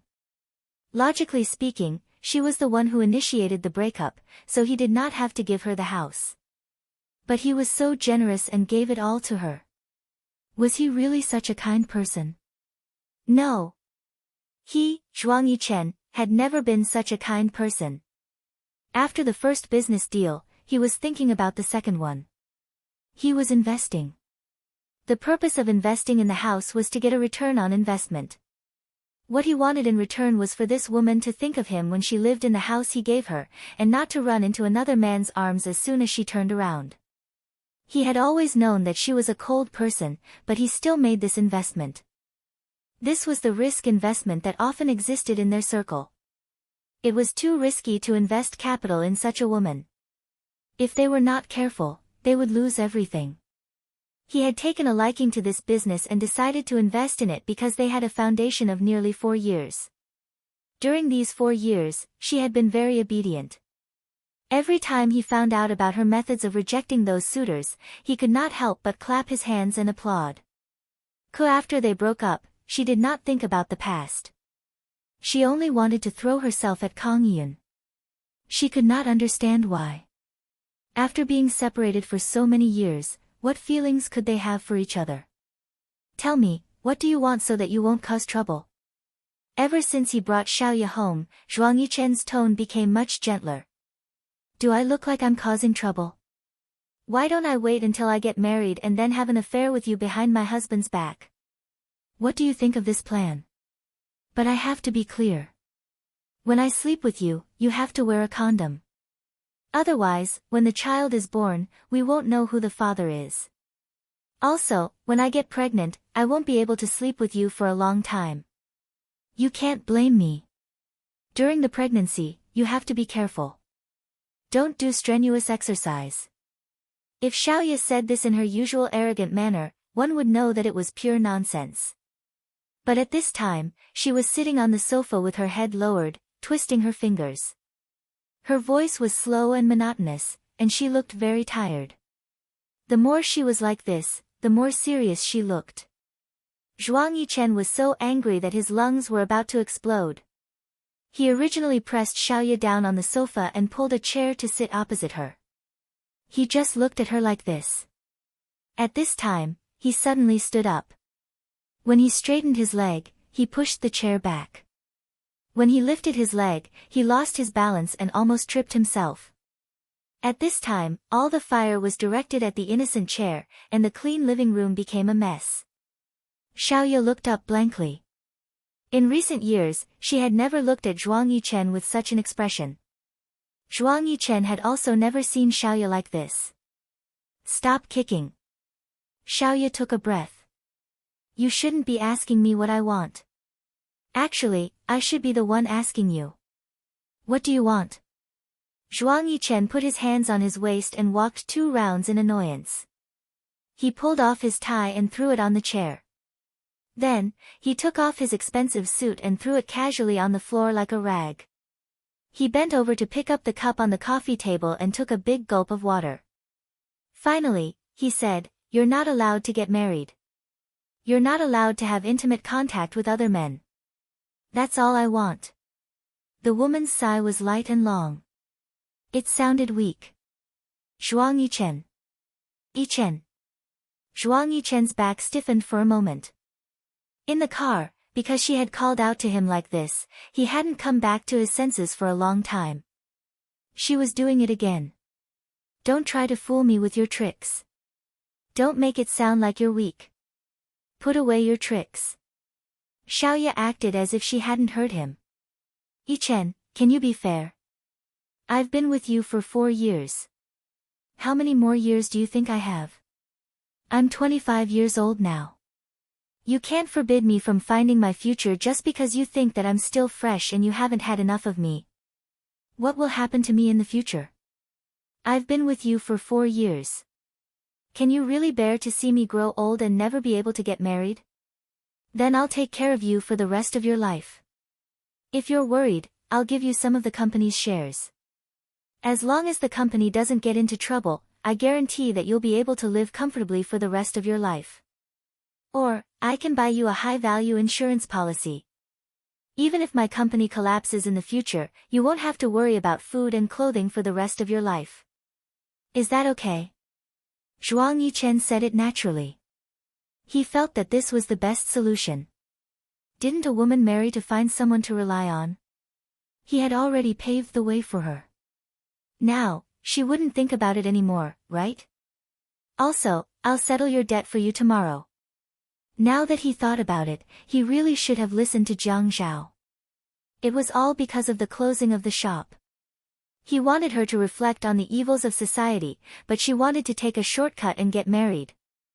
Xiaoya looked at Zhuang Yichen in surprise. She bit her lips. You want me to be your underground prostitute for the rest of my life? Zhuang Yichen was annoyed to answer this question. They were fine like this now. Why do you have to say that it's an underground prostitute? Then what is it? Xiaoya stood up. Her body swayed slightly, but she used all her strength to stand firm. Her eyes were sore, her breathing was erratic, and her voice was very nasal. Tell me, if it's not an underground prostitute, what is it? No one eats with me, sleeps with me, watches movies with me, picks food for me, and there's no one to talk to. In the middle of the night, when I have a fever, I get out of bed to pour myself some water, but I fall on the ground and sleep until the next morning. Now, I don't even dare to get sick, Zhuang Yichen. Do you think I'm a superwoman? Do you want to shoulder everything by yourself? Ah. Boo, Xiaoye had never cried in front of Zhuang Yichen like today. Over and over again, from the first time she cried silently, to this time she cried out loud, her body was embraced. In front of her was a firm chest, and her back was a gentle touch. Her head was slowly rubbed by the man's big hand. The voice above her head was slightly hoarse, but every word was as sharp as a knife. Xiaoyao, let's do this for now. This is the only thing we can do now. Explain to your parents and tell them to stay away from Kang Yun. Xiaoyao, although I can't guarantee that I will accompany you every day, I can guarantee that if you dare to get involved with Kang Yun, you will only hurt him. I don't want you to hate me. I don't care how deep your relationship was in the past, but if he touches my woman, I will let him die. Even his corpse will not be found. Xiaoye suddenly quivered. Lips. Kisses. Her clothes were slowly stripped off. She was carried by the waist, and the man on top of her pressed down. It was the first time she slept in Zhuang Yichen's bed.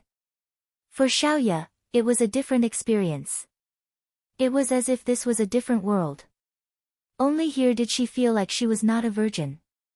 After a while, she finally got out of bed and put on her clothes. I'm going back to Qingfeng Garden to sleep. Okay.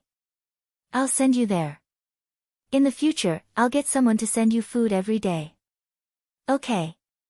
The obvious sense of distance made Zhuang Yichen frown slightly, but then he relaxed. He was still wearing his shirt. I'll get Uncle Li to contact you. Tell him what dishes you like to eat.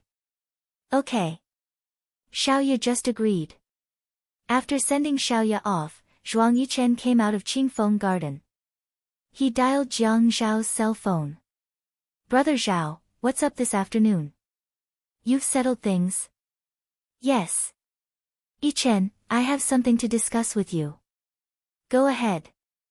Yun Hongwei had borrowed a sum of money from Ouyang Yu in the past, and when he got this sum of money, he naturally went through the unspoken rules. If I want to disassociate this sum of money from bribery, what should I do? Jiang Zhao's words were probing. He knew how to graft, but someone had to be willing to take the fall. Zhuang Yichen parked the car by the side of the road and thought about Jiang Zhao's words. Brother Zhao, I think it might be because Yun Hongwei is your father-in-law that you're so cautious and can't use your fists and feet. Actually, we all know that it's impossible to expose his case. If the mastermind behind it is exposed, we can't afford to offend him. But if we want to destroy Ouyang Sheng, now is the best time. Yun Hongwei has been in a deep coma. Even if we expose all the small things, he'll still be safe. Also, I suggest that we cut down all the thorns on the road while he's in a deep coma. We can't even give them a chance to breathe. I can cooperate with you. Zhuang Yichen's words were ruthless and decisive. They suddenly cleared up Jiang Zhao's mind. Sure enough, he was too restrained to think things through. Come and see, Hengcha 866. Chapter 696. How confident are you? Jiang Zhao's meaning was very clear. There were more than one or two thorns on this road. He could be fast. Zhuang Yichen also said that he would cooperate with him, but how much cooperation? He needed to know how much cooperation he would have. Chen Tong can't stay. If this goes on, I will be more and more confused with him. This is very dangerous for everyone. Zhuang Yichen was actually a little annoyed. Jiang Zhao had been dragging down their cooperation because of Yun Hongwei, which made him very uncomfortable. But even so, it was not convenient for him to intervene in family matters. How about this? Let's talk outside. Let's go to the tea house. I will wait for you there. Okay. In the tea house, the sound of the guzheng and pipa was like smoke, lingering in the air and not dispersing. In the small private room, Zhuang Yichen and Jiang Zhao were washing the tea set and boiling tea. Brother Zhao, I don't think it's impossible. What's the way to bypass this? Jiang Zhao's voice was as serious as his expression. I don't think it's too much. Jiang Zhao sighed almost inaudibly. Yunyi really hopes that Yun Hongwei will wake up soon. If the treatment is delayed, it won't work. Zhuang Yichen always liked to do things quickly and ruthlessly. If he had to lay low, it was because he had no other choice. Therefore, before a man's great career was accomplished, he must not have any encumbrances. Jiang Zhao was a good example. He could have cleared the road long ago, but because of Yun Yi, a woman, he had made it so that it was neither up nor down. If they hadn't known each other for so many years, he would have told him the source of his dissatisfaction. Why not? When Yun Hongwei wakes up, can you let go of your fists and feet to deal with your enemies? What he did later will tie you down bit by bit. Now, you just asked the hospital to stop the treatment for him for a period of time. It's not that you won't do it in the future. Won't it be easier to deal with his affairs after you cut off all the wings that should be clipped? You can't be like this for the rest of your life because of him, right? A deep coma for 3 months and a deep coma for 3 years is just a difference in time. But to you, it's a guarantee of your future. Zhuang Yichen felt that this matter was urgent. He had to help Jiang Zhao get rid of the thorns around him first. Then, Zhuang Yichen could help him deal with the Zhuang family. He could not keep Jiang Zhao was a threat. Zhuang Yichen's such a rebellious suggestion. Once they did, Yun Hongwei would definitely be implicated. Now that Yun Hongwei was in a deep coma, even if he was implicated, what could he do? If he had a few more years to get to his position, he would be able to get rid of his enemies. Everyone's political background would be deep. Another 20 years. 10 years. 5 years. 3 years. 2 years. They could even be suspended for a year or 2. At this juncture, it was indeed the best time to strike at his opponent. It would be best if Yun Hongwei did not wake up during this process. The Jiang and Qin families placed filial piety at the top of their education. But Jiang Zhao had a wolfish nature in his bones. He was ruthless. It was a miracle that he could treat Yi Er like this. At least, people who were not related to him by blood would not be able to receive his wholehearted devotion. He knew this. But Yun Hongwei was not Yi Er. The ruthless wolfish nature in him had taken over his morality toward Yun Hongwei. Can you guarantee that the hospital will stop the treatment so that he will not wake up? Until we're done. Mission? There's nothing that can't be done. There may be many ways to wake up a person who is in a deep coma. But if you don't want a person to wake up, there are many ways to do it. If you don't want Yun Hongwei to wake up, I have a way. Jiang Zhao muttered to himself for a moment and frowned. Then we'll do as you say. I'll send Chen Tong's photo to the news agency tomorrow. But the media might not dare to publish such sexy photos of political figures. Go and tell the news agency to release it. Okay. After Jiang Zhao made up his mind, he suddenly thought about it. It was best if he could rush forward quickly. Fighting a protracted battle would consume too much energy. Meanwhile, outside the private room, a woman with a long pale pink scar on her face widened her eyes in shock when she overheard the conversation in the room.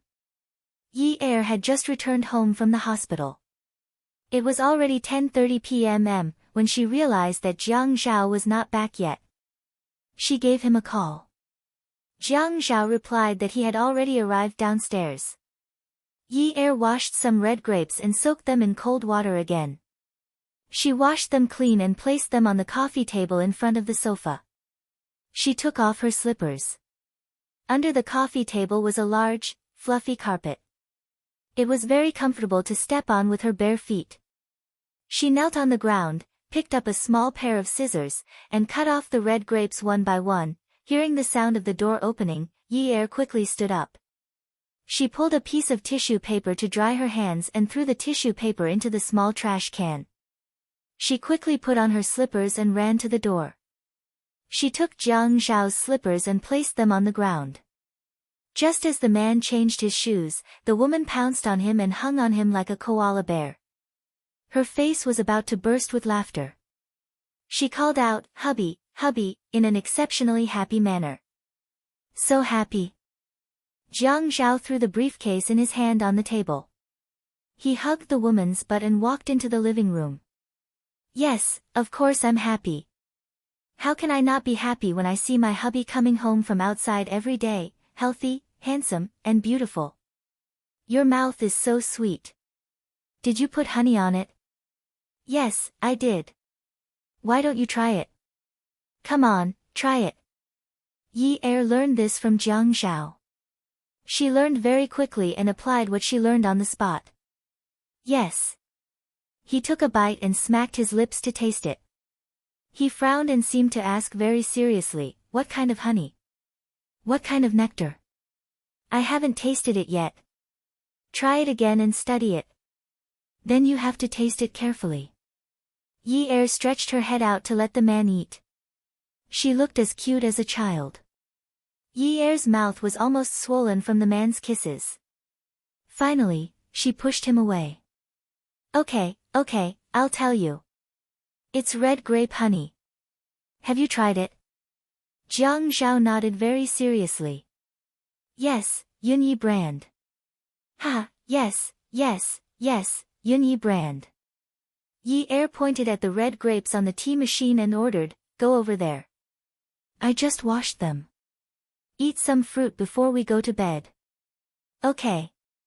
She was placed on the sofa by Jiang Zhao. Yi Er giggled. "I'll give you some red grapes." Jiang Zhao shook his head and nibbled on Yi Er's neck. "I want to eat Yunyi brand red grape honey." Yi Er reached out to the tea machine's tray and picked up a piece of grape honey. She put it in her mouth and smiled as she ate it. Jiang Zhao took a piece of tissue and put it in her mouth. Yi Er spat out the tissue. Jiang Zhao crumpled the tissue and threw it into the trash can. He shouted happily, "Eat honey, eat honey." There was a sweet taste in his mouth. It was yours, mine, and he couldn't tell it apart. Jiang Zhao rubbed the woman under his body. Those soft skin felt so soft in his hands that he wanted to crush it. He pushed up the clothes and took off Daodu, who was covered by her underwear. "Hey!" Yi Er patted Jiang Zhao. It was so ticklish that she wanted to laugh. She shrank back. "I told you to eat red grapes. Where are you biting?" Jiang Zhao fiddled with her fingertips and gently scraped with his teeth. He shook his head. "No, I want to eat cherry peach, okay?" Yi Er was trembling from being eaten. She twisted and turned, trying to find a comfortable place. Her underwear was pulled away, and they were separated. The man slowly buried himself in the woman's underwear. Yi Er took a deep breath. "Jiang Zhao, what are you doing? Didn't you say we were going to bed?" Jiang Zhao pushed hard and let out a comfortable groan. His voice was hoarse like jade. "What are you doing? Fuck you. PFFF. Yi Er was stimulated. Jiang Zhao didn't say such crude words. When two people were in bed, they were happy. Even if he did it until his face and ears turned red, he would only murmur some ambiguous words in a gentle voice. Why? She couldn't accept such words. She couldn't accept it. It doesn't sound good. You're not allowed to say that. Huh?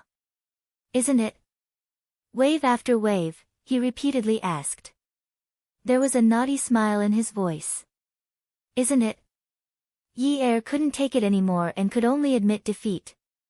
Yes, you're right. The moon was high in the sky. The two of them moved to the bedroom. Yi Er was lying on Jiang Zhao's body. Her eyes were curved into crescents.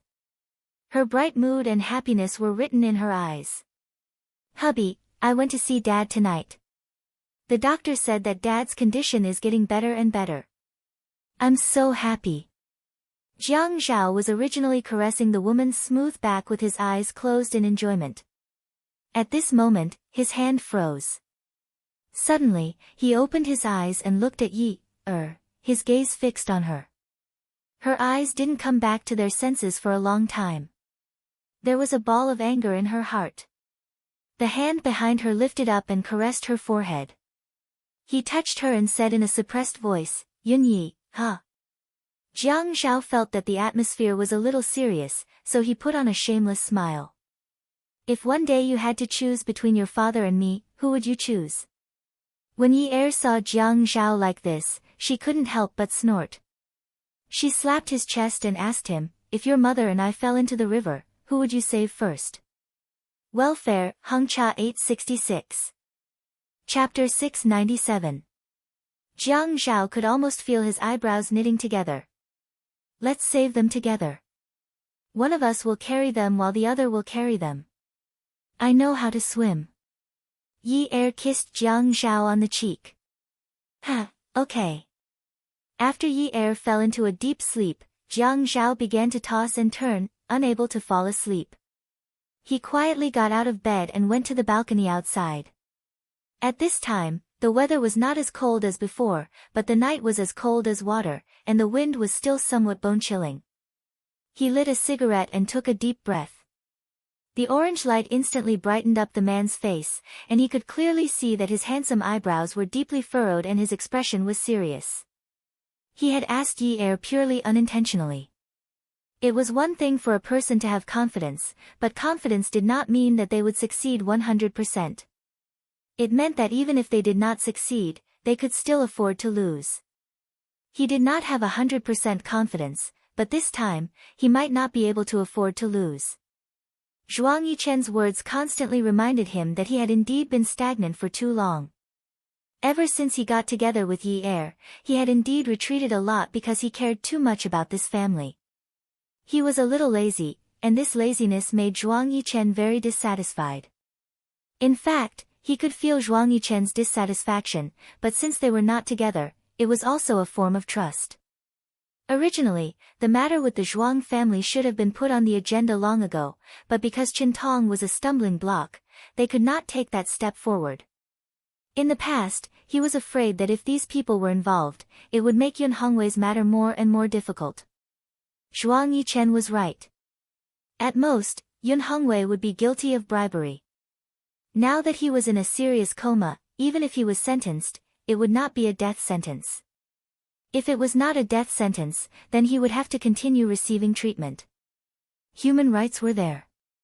As long as Yun Hongwei slept for a few more years, everything that needed to be dealt with could be dealt with cleanly. Jiang Zhao took another deep breath of the cigarette. The orange light shone into his eyes, reflecting a murderous glint. It was imperative. There was no other choice. He couldn't abandon the future of the Jiang family and the Qin family just because of Yi.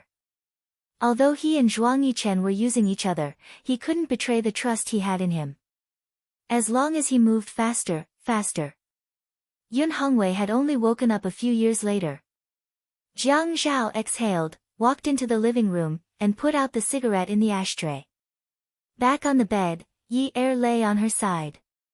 Jiang Zhao propped himself up beside her and planted a soft kiss on her earlobe. "Yunyi, I'm sorry." Jiang Zhao sighed and lay down beside Yi. The pillow slowly became wet. Yi was very sensitive, but she still maintained her sleeping position and didn't move an inch. At dawn the next day, the situation in Sea City suddenly changed dramatically. Mayor Qintong's sexy photos were spread all over the city in different ways. For a time, there were discussions everywhere. Qintong's colleagues distanced themselves from the news, afraid that they would be involved in any news that was unfavorable to them. At the same time, Qintong's 19-year-old son's life suddenly went against all the unfavorable situations. He was transferred to Beijing's elite private school and was going through the procedures to go abroad at the fastest speed. The person who was handling these procedures was not Qintong's family, so there was no way to check their information. When Qintong was investigating the confessions, there were almost no fish that escaped the net. However, he did not mention Zhuang Yichen. It was as if this person had never appeared in his life, Min Hongsheng was suspected of bribery and was under investigation. Ouyang Sheng was suspected of bribery and insider trading, and was under investigation. Ouyang Yu was suspected of bribery, illegal loans, and using his power to seek personal benefits, and was under investigation.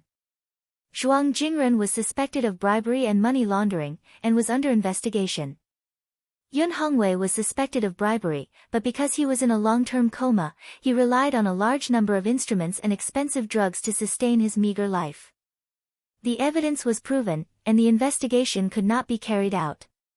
He continued to be released on bail for medical treatment. Suddenly, the political situation in Xi City was reversed. The position of mayor was suddenly empty. Zhuang Yichen held a clear and bright crystal glass. The amber liquid swirled in his hand, and he seemed to be very happy. In the private room of the peerless beauty Zhao Jun, the sound of glasses clinking against each other was like a stirring concert. The two people who raised their glasses smiled and drank happily. The two of them stood facing each other at the side of the princess bar. "Brother Zhao, you should have done this long ago." "I was right." Jiang Zhao touched Zhuang Yichen's glass. At this moment, his mood was as relaxed as Zhuang Yichen's. "Yes, that's right. After getting rid of Qin Tong, I feel much better. I suddenly feel that my hands and feet are free. This feeling is really good." Zhuang Yichen raised his glass and drank a mouthful of wine. In fact, in front of Jiang Zhao, he still smiled a lot, especially when he was teasing or ridiculing. When he smiled, it was as if pear blossoms had bloomed overnight. He raised his eyebrows slightly. "If you didn't know Yunyi, how could Qin Tong be so carefree now? That's why the ancients say that beauty is a source of calamity." "Ha!" Jiang Zhao just smiled and ignored Zhuang Yichen's disrespectful words about Yi Er. Anyway, what he said was the truth. It was fine to admit it. Even if a beauty was a source of calamity, she had to have the ability to be able to harm Jiang Zhao. It was also Yi Er's ability. Jiang Zhao thought so in his heart. "Ha, you're right. But Yun Yi has her good points. It doesn't matter if she's a little slow." Zhuang Yichen looked at Jiang Zhao and asked curiously, "Is marriage so good?" "Marriage has its good points. It's stable. Do men think so too?" Zhuang Yichen always thought that only women would think this way. It should be people who yearn for a complete family. They all feel this way. I've always yearned for a complete family, so marriage makes me feel very stable. In fact, Jiang Zhao never shared his thoughts and experiences with Zhuang Yichen. It would be very pretentious for men to say these things. However, Zhuang Yichen's eyes were too serious as he waited for his answer. To repay his sincerity, he still said it. Zhuang Yichen listened more and more seriously. Suddenly, he shook his head and pointed at Jiang Zhao with his index finger. "Marriage is a tie. I concluded it from you. You concluded it indiscriminately. When you were in school, you got a 0. Zhuang Yichen said disdainfully, "I don't need high marks for exams. Those who get full marks on the paper are crazy." Jiang Zhao raised his eyebrows proudly. "Are you talking about me?" Zhuang Yichen laughed out loud. "Yes, you've always been sick in the head. Thank you for letting me win." "Ha!" Jiang Zhao laughed impudently. "But let me tell you, my grades in primary school were very bad, so when my brain was building the foundation, it didn't have any illness. Even if I got sick later, it could be cured. As long as I wasn't born sick, it wasn't a serious illness." "Ha! Ha!" The two of them drank and chatted happily. It had been a long time since they were so proud. Jiang Zhao let out a long sigh and returned to the topic. "What do you plan to do with Qin Tong's son?" "I'm afraid that this line will take a long time and will be troublesome." Zhuang Yichen leaned against the bar counter and put his elbows on the counter. He shrugged. "Of course I'll take good care of him. I know that it will be troublesome. But Qin Tong is very cunning. It's inevitable that he will go back on his words and bite me. I have to leave him a way out." You were right when you reminded me. He can ignore his wife, but his son is his lifeblood. He won't ignore him. With this chess piece in my hand, I'll use both the carrot and the stick. As long as Chintong dares to drag me down, his son will suffer. He's very smart. He won't do that. Jiang Zhao was standing beside Zhuang Yichen. He raised his elbow and nudged him. Good fellow, will you do the same thing behind my back? Zhuang Yichen raised his chin and pretended to look at Jiang Zhao contemptuously. He snorted. You have to be careful. Don't make a move behind my back. Otherwise, I'll have a lot of things to use against you. Jiang Zhao couldn't help but laugh.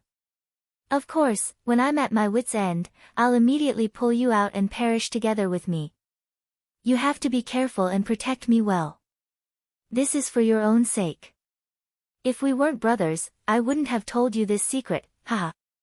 God! How did I find an ally like you?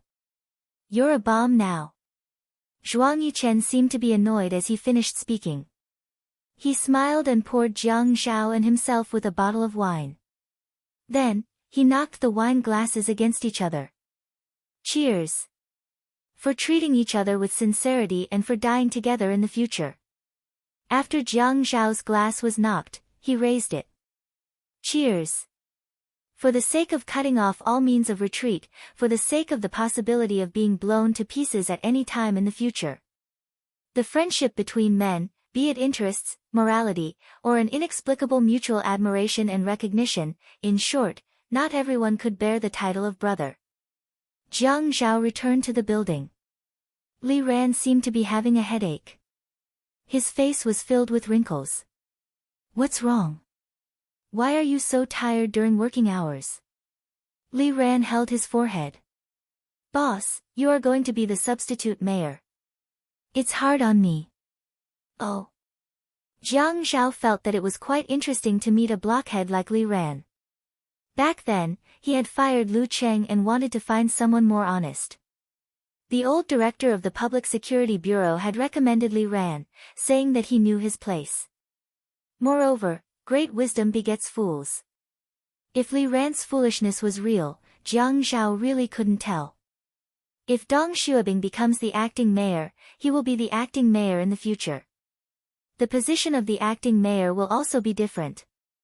Li Ran said with a bitter face. They keep calling you to invite you out for meals and social events. I told them that your schedule is full, but they feel that I am your secretary and you are related to each other. They insist on inviting me out. I told them that I am a clean secretary, but they don't believe me. Sigh. Don't they know that my ass is not a horse's ass, but a cow's ass? Jiang Zhao chuckled, but patted Li Ran's shoulder and said earnestly, then use your cow but as a horse's butt. Li Ran looked at Jiang Zhao speechlessly, feeling even more distressed. Beauty Novel, Xinwu 799. Chapter 698. Boss, what should I do in the future? Li Ran asked. Tell them that a document has been issued from the top recently. Fight corruption and promote integrity. Tell them to work overtime every day and don't have time to socialize. They will be stupid if they don't understand this hint. Jiang Zhao said and returned to his seat. Li Ran suddenly laughed. Boss, how come you are so smart? Why didn't I think of this? I will know how to reject them in the future. But you still have to entertain others. You can't reject everyone. You should learn from them. Jiang Zhao opened his pen and looked at Li Ran. Li Ran, you are only a few years younger than me. Don't use honorifics in the future. Just use it in public. If not, you will not be used to it. Li Ran scratched her head. Okay. I will remember it. After Li Ran left the office, Jiang Zhao understood what the old bureau chief said about Li Ran. The so-called, great wisdom attracts the foolish, was because some people were hiding their intelligence. They were trying to test their limits step by step. Everyone knew that the position of the mayor's secretary was very important. Getting the mayor's secretary to do public relations was also a very basic method. Li Ran's cleverness lay in the fact that he didn't know Jiang Zhao's bottom line. He kept the most basic probing, and in the process of probing, he grasped his own limits. Other people are round on the outside but square on the inside. But Li Ran is round on the outside but square on the inside. Jiang Zhao felt he is interested in this person. He does not want another Lu Cheng to appear. To him, loyalty is more important than anything else. Yi Er went to the hospital more often because the doctor said Yun Hongwei has a high chance of waking up. But there was no progress recently. Yi Er was very anxious. Every time she went to the main doctor and assistant doctor, the same answer would be given. There is no standard data on when the patient will wake up. Most of the time, the patient's symptoms will recur. Furthermore, the patient's heart condition is very serious. So, it is normal for him to not wake up. Yi Er felt the whole process is torturous. Half a month ago, she felt the sun had started to warm up. But now, it is April, and the weather is still not warm. She felt the cold wind from time to time. Looking at her father lying on the hospital bed, the burden in her heart became heavier and heavier. If her father was already 70 years old, she wouldn't have anything to say. Birth, old age, sickness, and death were things that no one could escape since ancient times. She wouldn't be so stubborn. However, 40 years old was too young for a man. Many men started their careers in their 40s, and some even started their careers in their 50s. Her father's current wish might not fall on his career, but Si Jia was growing up. After all, she was an older sister. It would be a happy thing to have a father watching him grow up, right? She had suffered too much at home, so she didn't like Si Jia's precociousness. Children who matured too early were not cute. They were really not cute. They would always make people feel pity for them. Si Jia was like that. She felt that Si Jia was very pitiful. Doctor, although there is no hard data to prove that my father can wake up, at the very least, the situation should be developing in a good direction, right? Why do I feel like something's not right? The doctor looked at Yi Er. With his hands in his white coat, he said, Mrs. Jiang, for such a critically ill patient, many things are actually normal. Some things will suddenly get worse when they suddenly get better. Actually, I feel like it's good to maintain the same level as it is now. At least it hasn't gotten worse. Yi Er didn't understand professional things, and the doctor's words were very official. She couldn't find any flaws in his words. Even though Yi Er's heart was full of doubts, she could only secretly worry. She thought back to what Jiang Zhao had asked her that night. If she had to choose between him and her father, who would she choose? She only asked him back and didn't answer. Later, when he said sorry, she heard it clearly. She didn't know why he wanted to apologize to her, but his tone was too sincere and moving. It was so low and slightly hoarse that she couldn't help being moved. Those words, which clearly didn't have any hints, actually made her cry. She didn't know if her brain had a cramp, but she actually thought of that incident. When she came out of the hospital, she was accompanied by a burly bodyguard hired by Zhua Hao. Yi Er shook her head helplessly. The bodyguard didn't leave her side at all. Before she reached the garage, someone suddenly called out to her. This voice was very familiar. She turned around and smiled. Unwu. Unwu hadn't seen Yi Er in a long time. He didn't expect to see Yi Er here. He carefully looked her up and down with a hint of worry. Yi Er, are you sick? Yi Er shook her head. No, I'm here to see my father. What about you? Hearing Yi Er's reply, Unwu seemed to heave a sigh of relief. He actually revealed a shy expression. I accompanied Grandpa to have his health checked. I haven't seen you in a long time.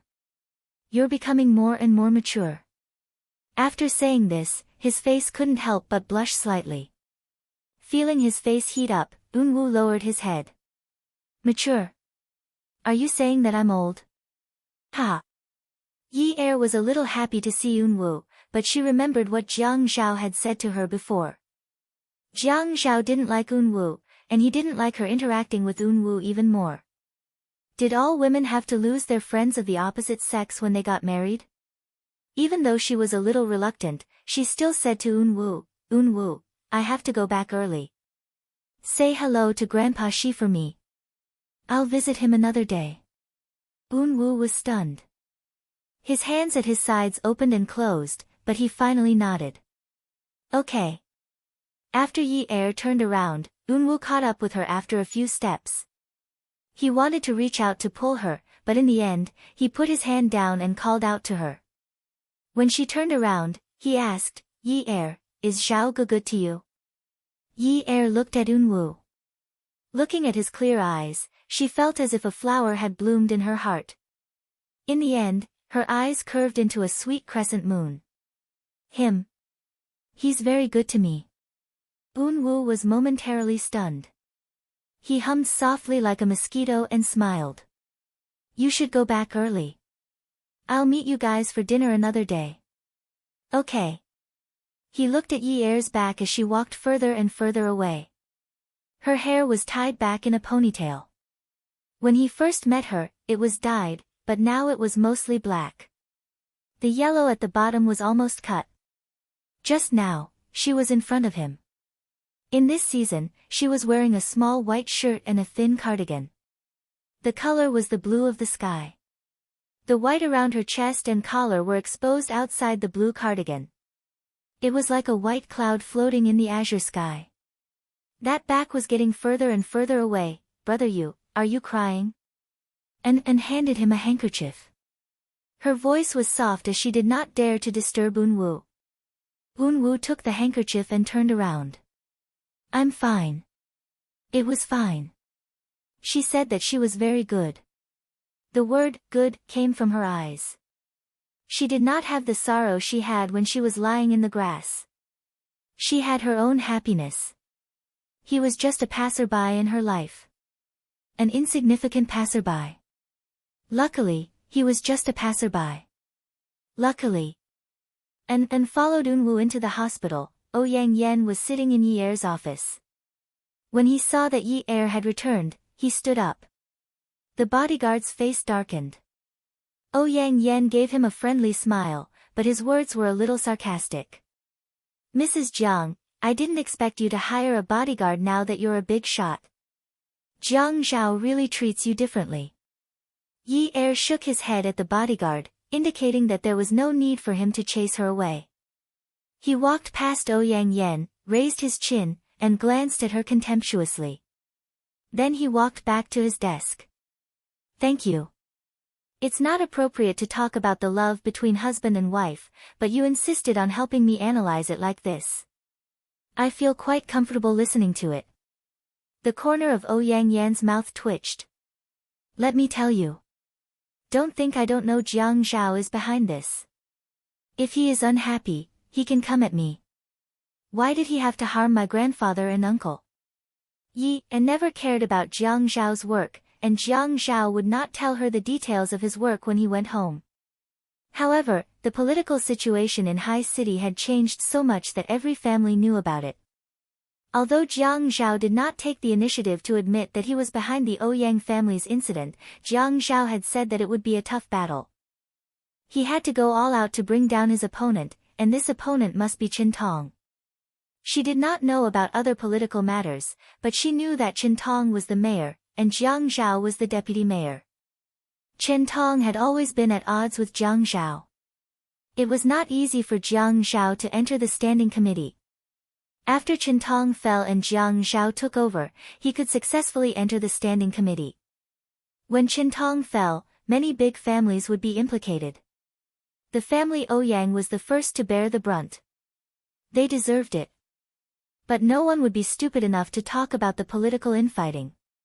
Wasn't Yang Yen in the examination institute? Why did he come to question her? Yi-er did not even raise her head.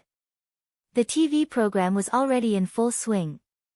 She had to make arrangements for the people in the dance studio. She buried her head in the list and said calmly. You can eat whatever you want, but you can't say whatever you want. Moreover, don't you know that the Jiang and Qin families are male chauvinistic rich families? As the daughter-in-law of this family, I don't dare to talk nonsense like you. Don't blame me for not reminding you. Some things you say will be criminally liable. You don't have any evidence, and yet you are talking nonsense here. I can sue you for slander. Yang Yan wanted to get close to Yi Er's table, but she was stopped by the bodyguards. She could only yell in a ladylike manner across the table. Slander? A vixen like you dares to sue me for slander? If it weren't for you, would our family Ouyang become like this? Yi Er did not back down. She raised her head and calmly looked into the eyes of the manic Yang Yan. She sneered. Why don't you say that if it weren't for you, would your family Ouyang become like this? Beauty Novel, Hung Cha 866. Chapter 699. Yang Yan had long realized that all the changes had something to do with Jiang Zhao, and Jiang Zhao's actions were entirely because he was still brooding over the previous incident. But even if she had a vague guess, she was unwilling to be confirmed. At this moment, Yi Er's words were undoubtedly cutting her fair skin with a knife. She had been pampered since she was young, and she couldn't accept that it was her own selfish desires that caused her family to fall. Yun Yi. Let me tell you, a woman like you will suffer retribution. She couldn't win against the bodyguard's strength, so she could only vent her dissatisfaction with her words. Yi Er's eyes darkened slightly as she looked down. She said lightly, Thank you, Miss Ouyang, for your concern. See, you and Jiang Zhao won't have a good ending. You're a burden. What benefits have you and Jiang Zhao brought to him? Don't talk about benefits. You're just a poor person who can't do anything right. Yang Yan was trying her best to be sarcastic. Yi Er was still burying her head in the circle, but the hand holding the pen had turned white. You dragged your family of good-for-nothings to marry Jiang Zhao. Your father has a lot of dirty things behind his back. He's like a pile of shit, and you still have the nerve to ask Jiang Zhao to get him out of prison. Once Jiang Zhao made a move, the entire Jiang family shook. You really have the nerve. Is your face thicker than the city walls? You have the nerve. What right do you have? What have you done for Jiang Zhao? Did Jiang Zhao owe you in his previous life? Isn't that mother of yours embarrassing? Isn't it embarrassing that the mother of the mayor's wife ended up like that? Hu and Haiqing didn't relish in talking about her. On the other hand, Hu didn't point at Jiang Zhao's spine and make irresponsible remarks behind his back. Isn't that younger brother of yours supported by Jiang Zhao? Jiang Zhao was also the one who opened the dance studio for you, right? You even went on TV shows. Jiang Zhao was a sucker. He must be an idiot to marry a useless woman like you. Yang Yan had finally turned himself into the kind of woman he used to hate the most, a shrew. Yi Er could hear the Yang Yan's roars echoing in her ears. She couldn't hear what he was saying as her ears were buzzing. When she looked up, she saw the Yang Yan's face was distorted and he was shouting something at her, but she couldn't hear anything. Throw her out. When Yi Er lowered her head, her voice was not loud. Even she felt that her voice was very soft. She was afraid that the people in the room could not hear her, so she shouted, Throw her out. Yi Er was walking on the street in a daze. The bodyguards were keeping a distance from her. She said she wanted to walk by herself for a while. His neck tilted backward until it could not be tilted any further. His head seemed to be very heavy, and the Yun Yi in the sky was all blurry and misty. She wanted to save her father. There was nothing wrong with that, right? This was her motive for getting close to Jiang Zhao. However, she did not expect that her motive would become so impure in the end. She really hoped that there would be some wind at this moment to blow away some of the clouds in the sky. Then, there would be some dark clouds and heavy rain. She would just stand here and let the storm wash her clean, washing her until she was 17 years old. At that time, the Yun family had not declined. Her father was a modest and elegant businessman. Her mother was the wife of a wealthy family. Her younger brother was smart, cute, innocent, and smart. At that time, she was the miss of the Yun family. She lived a life of luxury and did not have to do anything. She went to and from elite schools and was picked up by expensive cars. She went to banquets with her classmates in groups of 3 or 5. Everyone called her Miss of Yun University. At that time, although the Yun family and the Jiang family were still far apart, at least they were well matched in terms of social status. At least she was not a burden. The phone in her handbag was ringing and ringing. It went from a blurry ringtone to a clear ringtone. She did not know how many times it had rung. However, when she picked up the phone, the man on the other end sounded anxious. Yun Yi. What's wrong? Ah Zhao. When she picked up the phone, she did not even look at the caller ID. When she heard the man's voice, she could not help but smile. Do you miss me? Let go of her hand. The man did not seem to like her acting coquettishly. He was still angry. You're still in the mood to joke around? Why didn't you pick up the phone for so long? Did something happen? A warm feeling rose in her heart. I'm on the street outside. I didn't hear you. Don't be angry. Which street are you on? I'll pick you up. She looked at the position of the sun in the sky and held the phone in front of her. The time was displayed at the top of the screen. She put the phone to her ear again. What's the matter? It's not time to get off work yet. Grandpa is having dinner with the Han family tonight. In order to make it seem official, everyone in the family has to attend. The Han family? The Han family that has a marriage agreement with Shenxian? Yes. Grandpa is the peacemaker. The Shen family is hosting this dinner. They want to annul Shenxian's marriage. Yi Er sighed softly. Annulling an engagement. Actually, there's no marriage certificate. That kind of verbal marriage has no legal effect. They don't have to do this, right? They can just say hello. When the family Min annulled the engagement, they only mentioned it briefly. It's not the same. After Jiang Zhao picked up Yi Er, he sat in the car and continued what they had discussed on the phone. This is not an ordinary family annulling an engagement. It has no legal effect, but it will hurt the harmony between the families. The Shen family is most afraid of hurting the harmony between the families. The Shen family has already suffered a lot because of Shenxian's dowry. How can they offend the other families?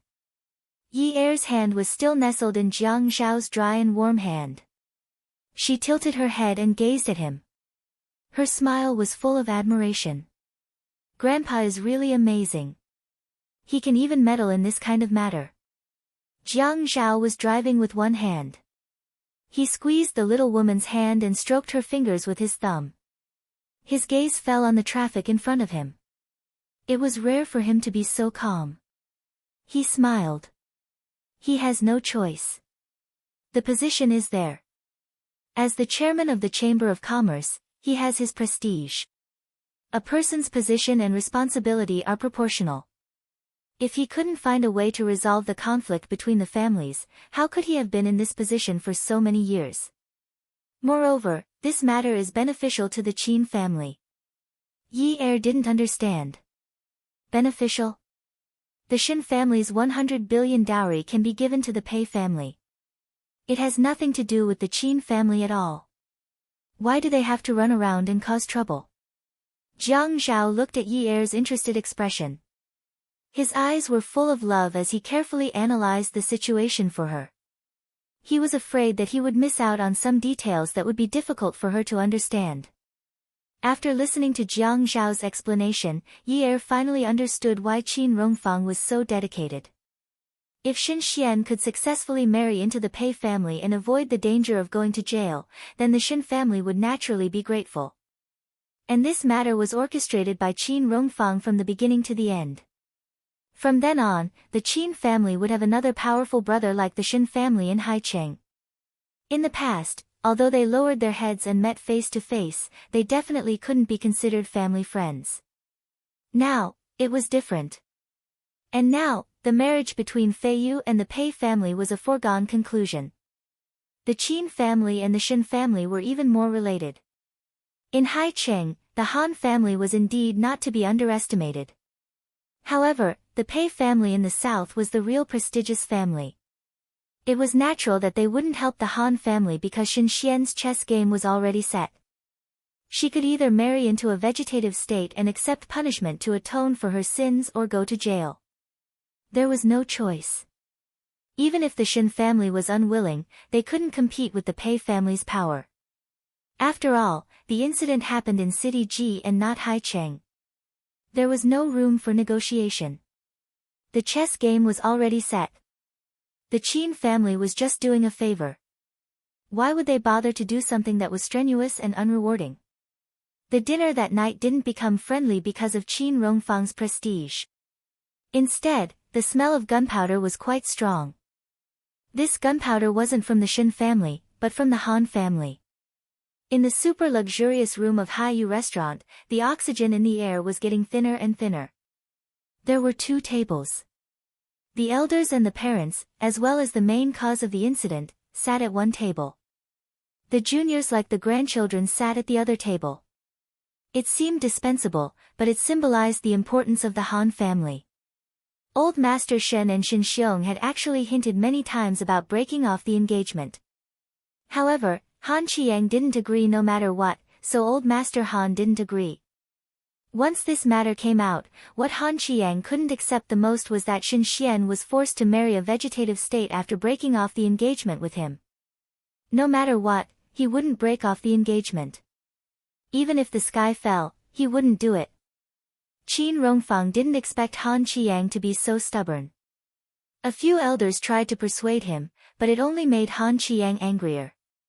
His beautiful peach blossom eyes were very intense at this time. His angry look could be seen at a glance. He slammed the table and stood up. His voice was very loud. Why? Shen Xian. She's my fiancée. Everyone in Haicheng knows that the woman I, Han Qiang, will marry in the future is Shen Xian. Why should I give her to someone else? Don't even think about it. Don't think that you can ruin things just because you're respected. Qin Rongfang was really helpless. He glanced at Shen Xiong. The other party also looked troubled, so he could only brace himself and face the difficulties. Usually, it was okay to deal with some old guys, but when faced with hot-blooded young men who looked like they were guarding their territory, it was still an unusual headache. He raised his hand and pressed down. Qiang, listen to Grandpa Qin. Han Qiang's mood at this moment was both suppressed and painful. Facing the elders who he usually lowered his head to greet, he couldn't talk about respecting the elders at this time.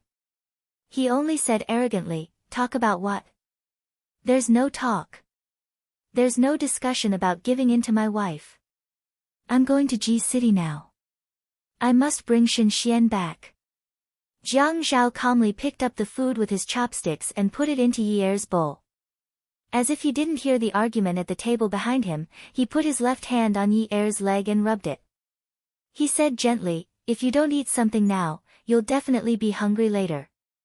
Add Songshu 566. Chapter 700. Yi Er didn't know whether he should eat or not. If he ate at this juncture, wouldn't it show that he wasn't following the rules? If he didn't eat, he would be letting Jiang Zhao down. As if seeing through Yi Er's thoughts, Jiang Zhao nudged Qin Fian who was sitting beside him. Fian, eat. Qin Fian was taken aback. Bro, that's not very good, right? They can make a fuss. We'll eat our food. Jiang Zhao started to eat first. Qin Fian could only follow behind, risking his life to accompany the gentleman. Usually, there were many rules in the family clans here, especially those close to each other. It seemed that every family's rules were more or less the same. At this time, the elders of the Qin family, Shen family and Han family were all present. That table hadn't started eating yet, but the younger generation's table had already started eating. Shen Kai, who had been thinking about something troubling him, also raised his chopsticks. Eat, eat. And so, the younger generation all started eating. Let's eat then. Fei Yu was sullen the whole time, only eating in small bites. Qin Fian couldn't help it. He asked Fei Yu if she had something on her mind. Fei Yu only shook her head, then said that she was revising her lessons, not communicating with him. A girl's thoughts were hard to guess. The younger generation at the table all picked up their chopsticks, but the background of the table behind them suddenly changed, as if the surging heavy metal music had suddenly turned into a mournful arrow. Shen Xiong was the least spirited one. He was holding a handkerchief tightly in his hand, trembling unsteadily. In his somewhat dark eyes, there were some tears. He wanted to speak a few times, but because he was afraid that he would be too sad, he couldn't open his mouth. Qin Rongfang couldn't bear to see him like that. He turned to Han Qiang and said, "Qiang, do you think old Shen is willing to give his granddaughter was going to marry a vegetative person? The Shen clan only has one daughter. She's the only one in the entire house. She's the only one." When Shen Xiong heard Qin Rongfang's words, he quickly lowered his eyes and looked at his own legs. He rubbed his handkerchief against his nose and tears fell. When he thought about how his granddaughter would have to serve a vegetable for the rest of her life, his heart felt like someone was cutting it with a knife. It hurt terribly. When Han Qiang saw Shen Xiong's sadness, his body trembled and he slowly sat down. Qin Rongfang sighed, "But he only has one girl in his house, so he can't possibly send her to jail, right? Although little Xian had married a vegetable, but you'll have to spend time in a place like prison, right?" Han Qiang gritted his teeth and said, "Grandpa Qin, our Han family can also pay. I want to get Shen Xian back." Qin Rongfang could see that Han Qiang cared about Shen Xian very much. He didn't come here to pester Han Qiang endlessly because he was ashamed of breaking off the engagement. His words became more sincere and meaningful. "Qiang, if money could solve the problem, would your grandpa Shen take this step? That's his biological granddaughter." Because of this matter, he didn't get out of bed for many days. He couldn't bear to scold or hit that girl. Sigh, the Pei family isn't an ordinary family. They have money and power, so they don't care about those things. What they want is to vent their anger. If they don't vent their anger, little Xian won't be safe. You have to know that Pei Jincheng was hit by that girl.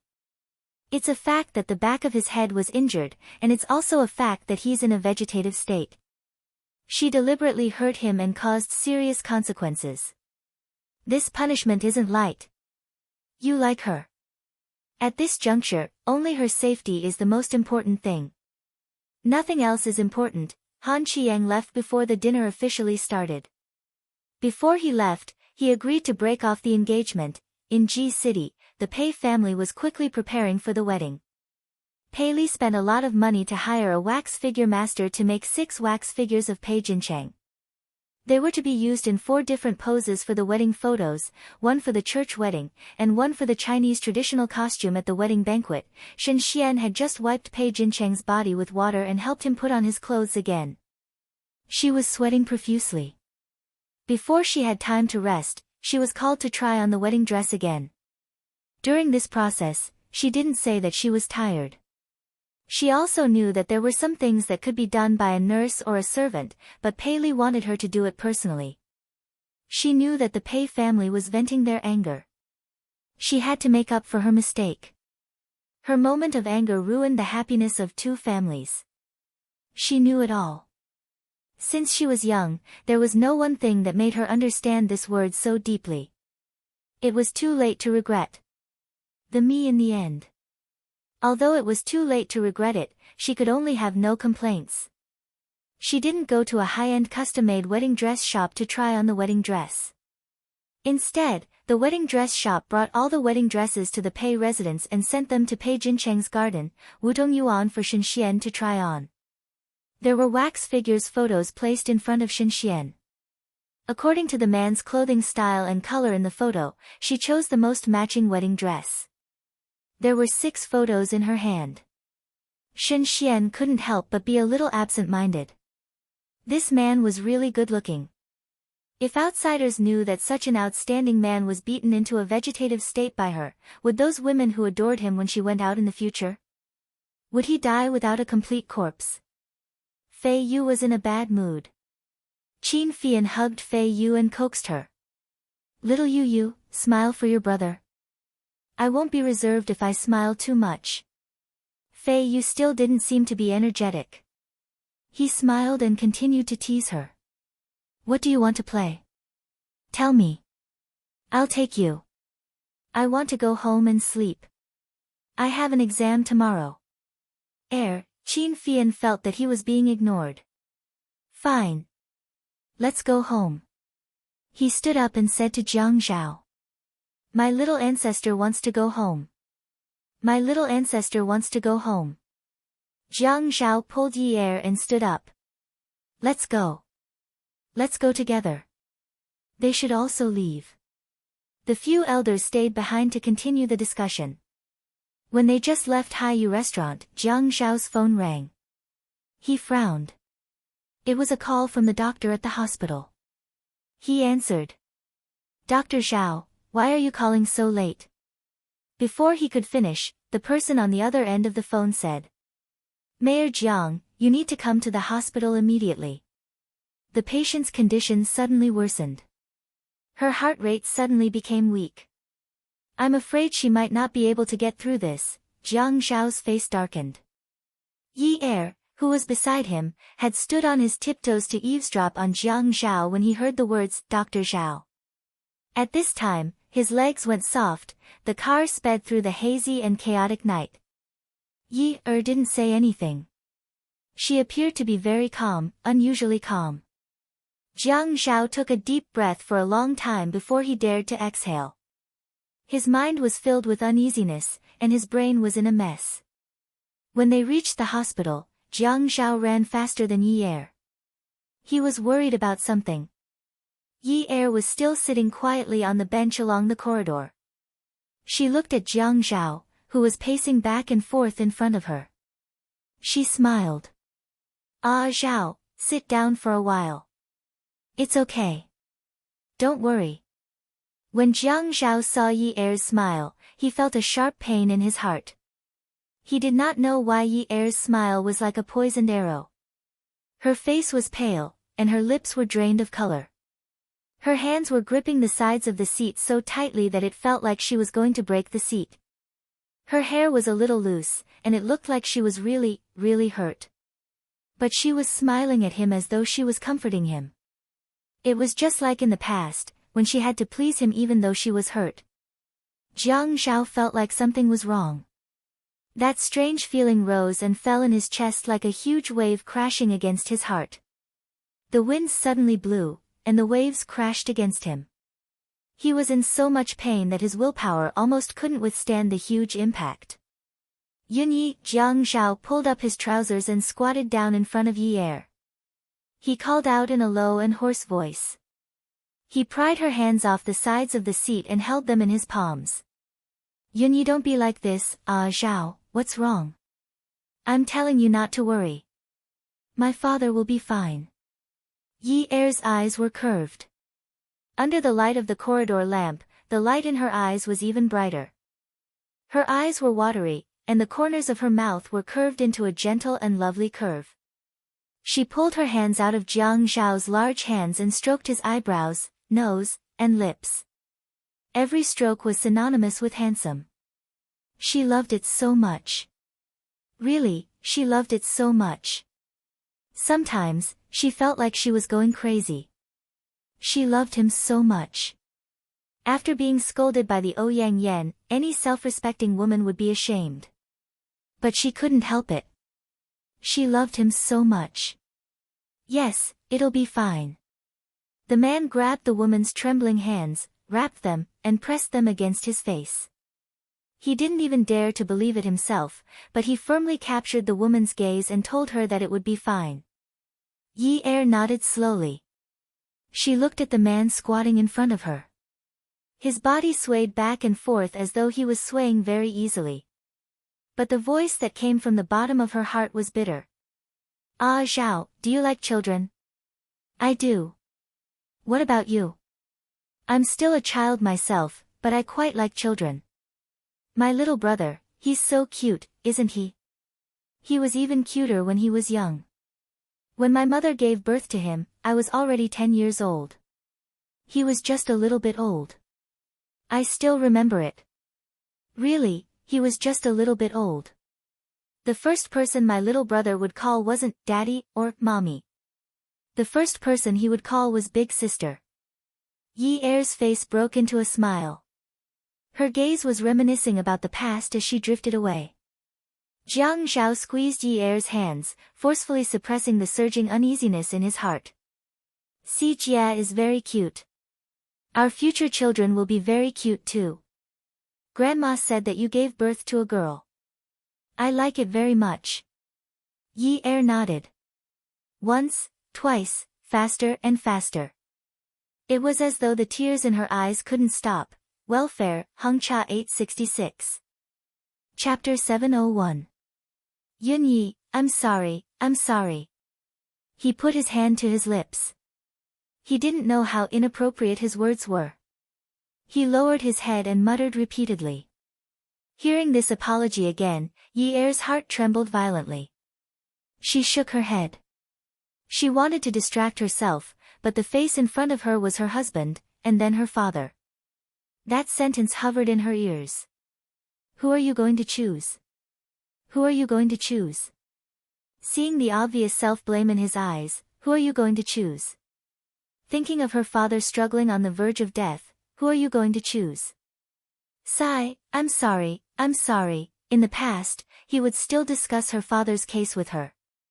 Sometimes, even if she didn't mention it, he would still say something to comfort her. But this time, when Qintong fell from the horse, he almost didn't tell her the whole story. He had been calmly handling his affairs without any scruples. Without the scruples he had in the past, he was a merciless chess player. It was as if her father had never been a chess piece in this game. His methods were ruthless and decisive, and his speed was shocking. He almost didn't give Qintong any chance to counterattack. Every move was fatal. Everyone fell, except for her father. He had always been calm and collected. He would block soldiers with arms and water with an earth weir. It turned out that she was so sensitive. She was so sensitive that she could guess his thoughts with just a sentence and a sigh. Yi Er lowered her head. She wanted to sleep. Once she fell asleep, her father would wake up, and everything would return to the beginning. But the door of the emergency room opened. Seeing the doctor's expression and the helplessness when his shoulders drooped, he walked over. Jiang Zhao stood up. Yi Er didn't hear what the doctor said. She only saw the doctor's lips open and close. He frowned and seemed to be powerless to comfort her. Yi Er stood up, turned around, and walked to the other end of the corridor. At this moment, her footsteps quickened. She heard the sound of the waves. Actually, she wanted to go to Hawaii for her honeymoon. She just liked the name. She had been to many places before, but she had never been to other places with Jiang Zhao. Other than Ji City, he was very busy. There was also the sound of the spatula stirring in the wok as the vegetables were poured into the wok. Chi. She could calmly cover the lid of the wok or wait for the flame to extinguish by itself before continuing to stir-fry. The sound of the stainless steel and the iron smashing against each other was filled with happy notes. Jiang Zhao loved to eat the dishes she cooked and said that she was a great chef. That kind of life was very beautiful. The sound of panting was the product of a man's passion before, during, and after passion. She was fascinated by it and could even hear his unbearable groans, followed by kisses. Those kisses were soft and fragmented with soft sounds, followed by his faint murmurs, Yunyi, Yunyi. Her arm was grabbed, then pulled, and she crashed into that embrace. It was both familiar and unfamiliar. She gripped the man's collar tightly, gritted her teeth, and squeezed out a voice from her lungs, "I'll go back and cook, I'll give it to you when I get back." "Cook for you." Yunyi. The man hugged the woman in his arms like that. It was as if he was hugging a murderous weapon with large spikes all over its body. He hugged her tightly in his arms and used his chin to knock against her chin. Yunyi, the elevator door opened with a ding sound. The weapon began to tremble as if it had been injected with some kind of divine power. It struggled fiercely. "I want to go back, I want to go back." Yunyi, listen to me. Wait a moment, I'll get someone to pick you up. I'll deal with it here. Deal with what? Yi Er raised her head, but she couldn't see the man above her head clearly. She only knew that there were water droplets dripping on her face, drop by drop, continuously dripping onto her face. Her chin kept trembling, and her teeth kept clattering against each other, making a low, tap, tap, tap sound. She looked at him in confusion, and her brows were furrowed in disbelief. Deal with what? What do you want to deal with here? I want to go home. What are you still doing here? You've watched for so long today. It's enough. Come again tomorrow. Come again tomorrow. Looking at Yi Er's self-deceiving and painful appearance, Jiang Zhao felt that his heart had turned into a piece of cloth. Yi Er's eyes were filled with inquiry, doubt, and hatred, but they were all covered up by deep pain. That gaze was like a hand stuck in the gap of the fabric of his heart. She exerted a little force, and he could hear a chi-la sound from his heart. She exerted another force, and there was another sound from his heart. Then, it was a long, chi sound. The sound of something breaking. When she pulled it all the way to the end, the edge of the pain was the edge of the broken hair. It couldn't go back to how it was before. Yunyi, the rescue is ineffective, ineffective. He pressed the woman's head against his collarbone. He didn't dare to look into her eyes again. He didn't dare to at all. He was so cowardly that he hated himself. You lied to me. He pushed her hard and rushed into the elevator. It was unknown how cold-resistant a person was to be able to survive year after year in a world of ice and snow. Then, they would grow up, mature, and age. Generation after generation, they would survive like this. Life was a force that couldn't be underestimated. However, Yi Er felt that her life force wasn't that tenacious. She was a little numb from the cold. Snowflakes were floating in the sky, and ice shards were falling. At this time, the wind was like a knife with ice shards. It scraped her face, tore her clothes, and hurt her entire body. After being in pain for a long time, she felt that it was so painful. Why did she still want to live? Because of this thought, her heart ached. Because so many people didn't feel pain, didn't suffer, and were happy. Every family had daily necessities. In the morning, they had soy milk and steamed buns. In the afternoon, they had fast food boxes for lunch. In the evening, their parents would disturb them. They talked about their studies, classmates, work, colleagues, and whose dogs in the community had gone missing. The owner was so worried that they cried, and so on and so forth. Every day, their families were dull and boring, but they were happy and blissful. That was something that she couldn't get even if she begged for it. Now, she didn't even have a part of it. She had been trying so hard to preserve it, but now, she didn't even have a part of it. Fian, come to the hospital. Yes, the hospital where my father-in-law is. Jiang Zhao held Yi Er with one hand and hung up the call with the other. Yi Er refused to go back to the hospital no matter what. She walked out with all her might. Jiang Zhao had no choice but to call Qin Fian and ask him to come over and deal with Yun Hongwei's matter. When a person suffered a huge blow, they would try to escape from reality. They would use another action to cover up the unacceptable truth. Just like Yi Er now. She felt that if she wasn't in the hospital, the fact that Yun Hongwei's rescue was ineffective would not be valid. As long as she pretended not to hear, it wouldn't become the truth. Time would turn back. She would think that if she had done something at this time, things wouldn't have turned out this way. When Qin Fian rushed to the hospital, Yi Er had fallen asleep in Jiang Zhao's arms. Jiang Zhao sat on the large sofa in the waiting room. Yi Er was lying on his lap, her head resting on his shoulder.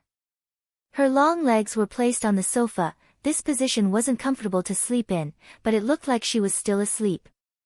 Actually, Jiang Zhao knew that she wasn't asleep. She just didn't want to open her eyes. She didn't want to talk to anyone. She didn't want to hear anyone talk. She didn't want to hear anyone talk about the fact that Yun Hongwei had already passed away. Qin Fian wasn't stupid. When Jiang Zhao was focused on killing Qin Tong, he knew that Yun Hongwei wouldn't wake up so easily.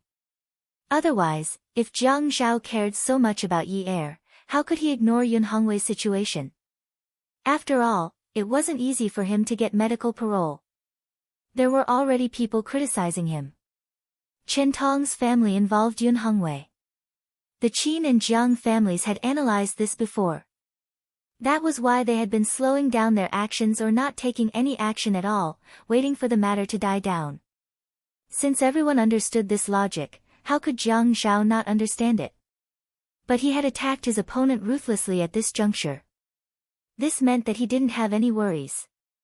If a married couple had a harmonious relationship and didn't have any worries, then there was only one possibility. Yun Hongwei wouldn't wake up so soon. But the difference between not waking up so soon and never waking up was too big. Qin Fian didn't even say a word. He only glanced at Jiang Zhao in the waiting room, his eyes red as he hugged Yi Er. He adjusted his glasses and left. He quickly found a doctor and went through the relevant procedures. Jiang Zhao hugged Yi Er in his arms. It was different from the last time with the Ouyang Yan.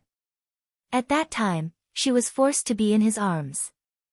This time, although she struggled at first, she fell into his arms willingly and slept. Although he could see her eyes moving from time to time under her eyelids and the tears at the corners of her eyes never dried, she didn't struggle again. But even though she was quiet, he could still feel the aggressive nails all over her body. Yun Yi. The cuffs of his sleeves gently rubbed the corners of her eyes. Yi Er closed her eyes.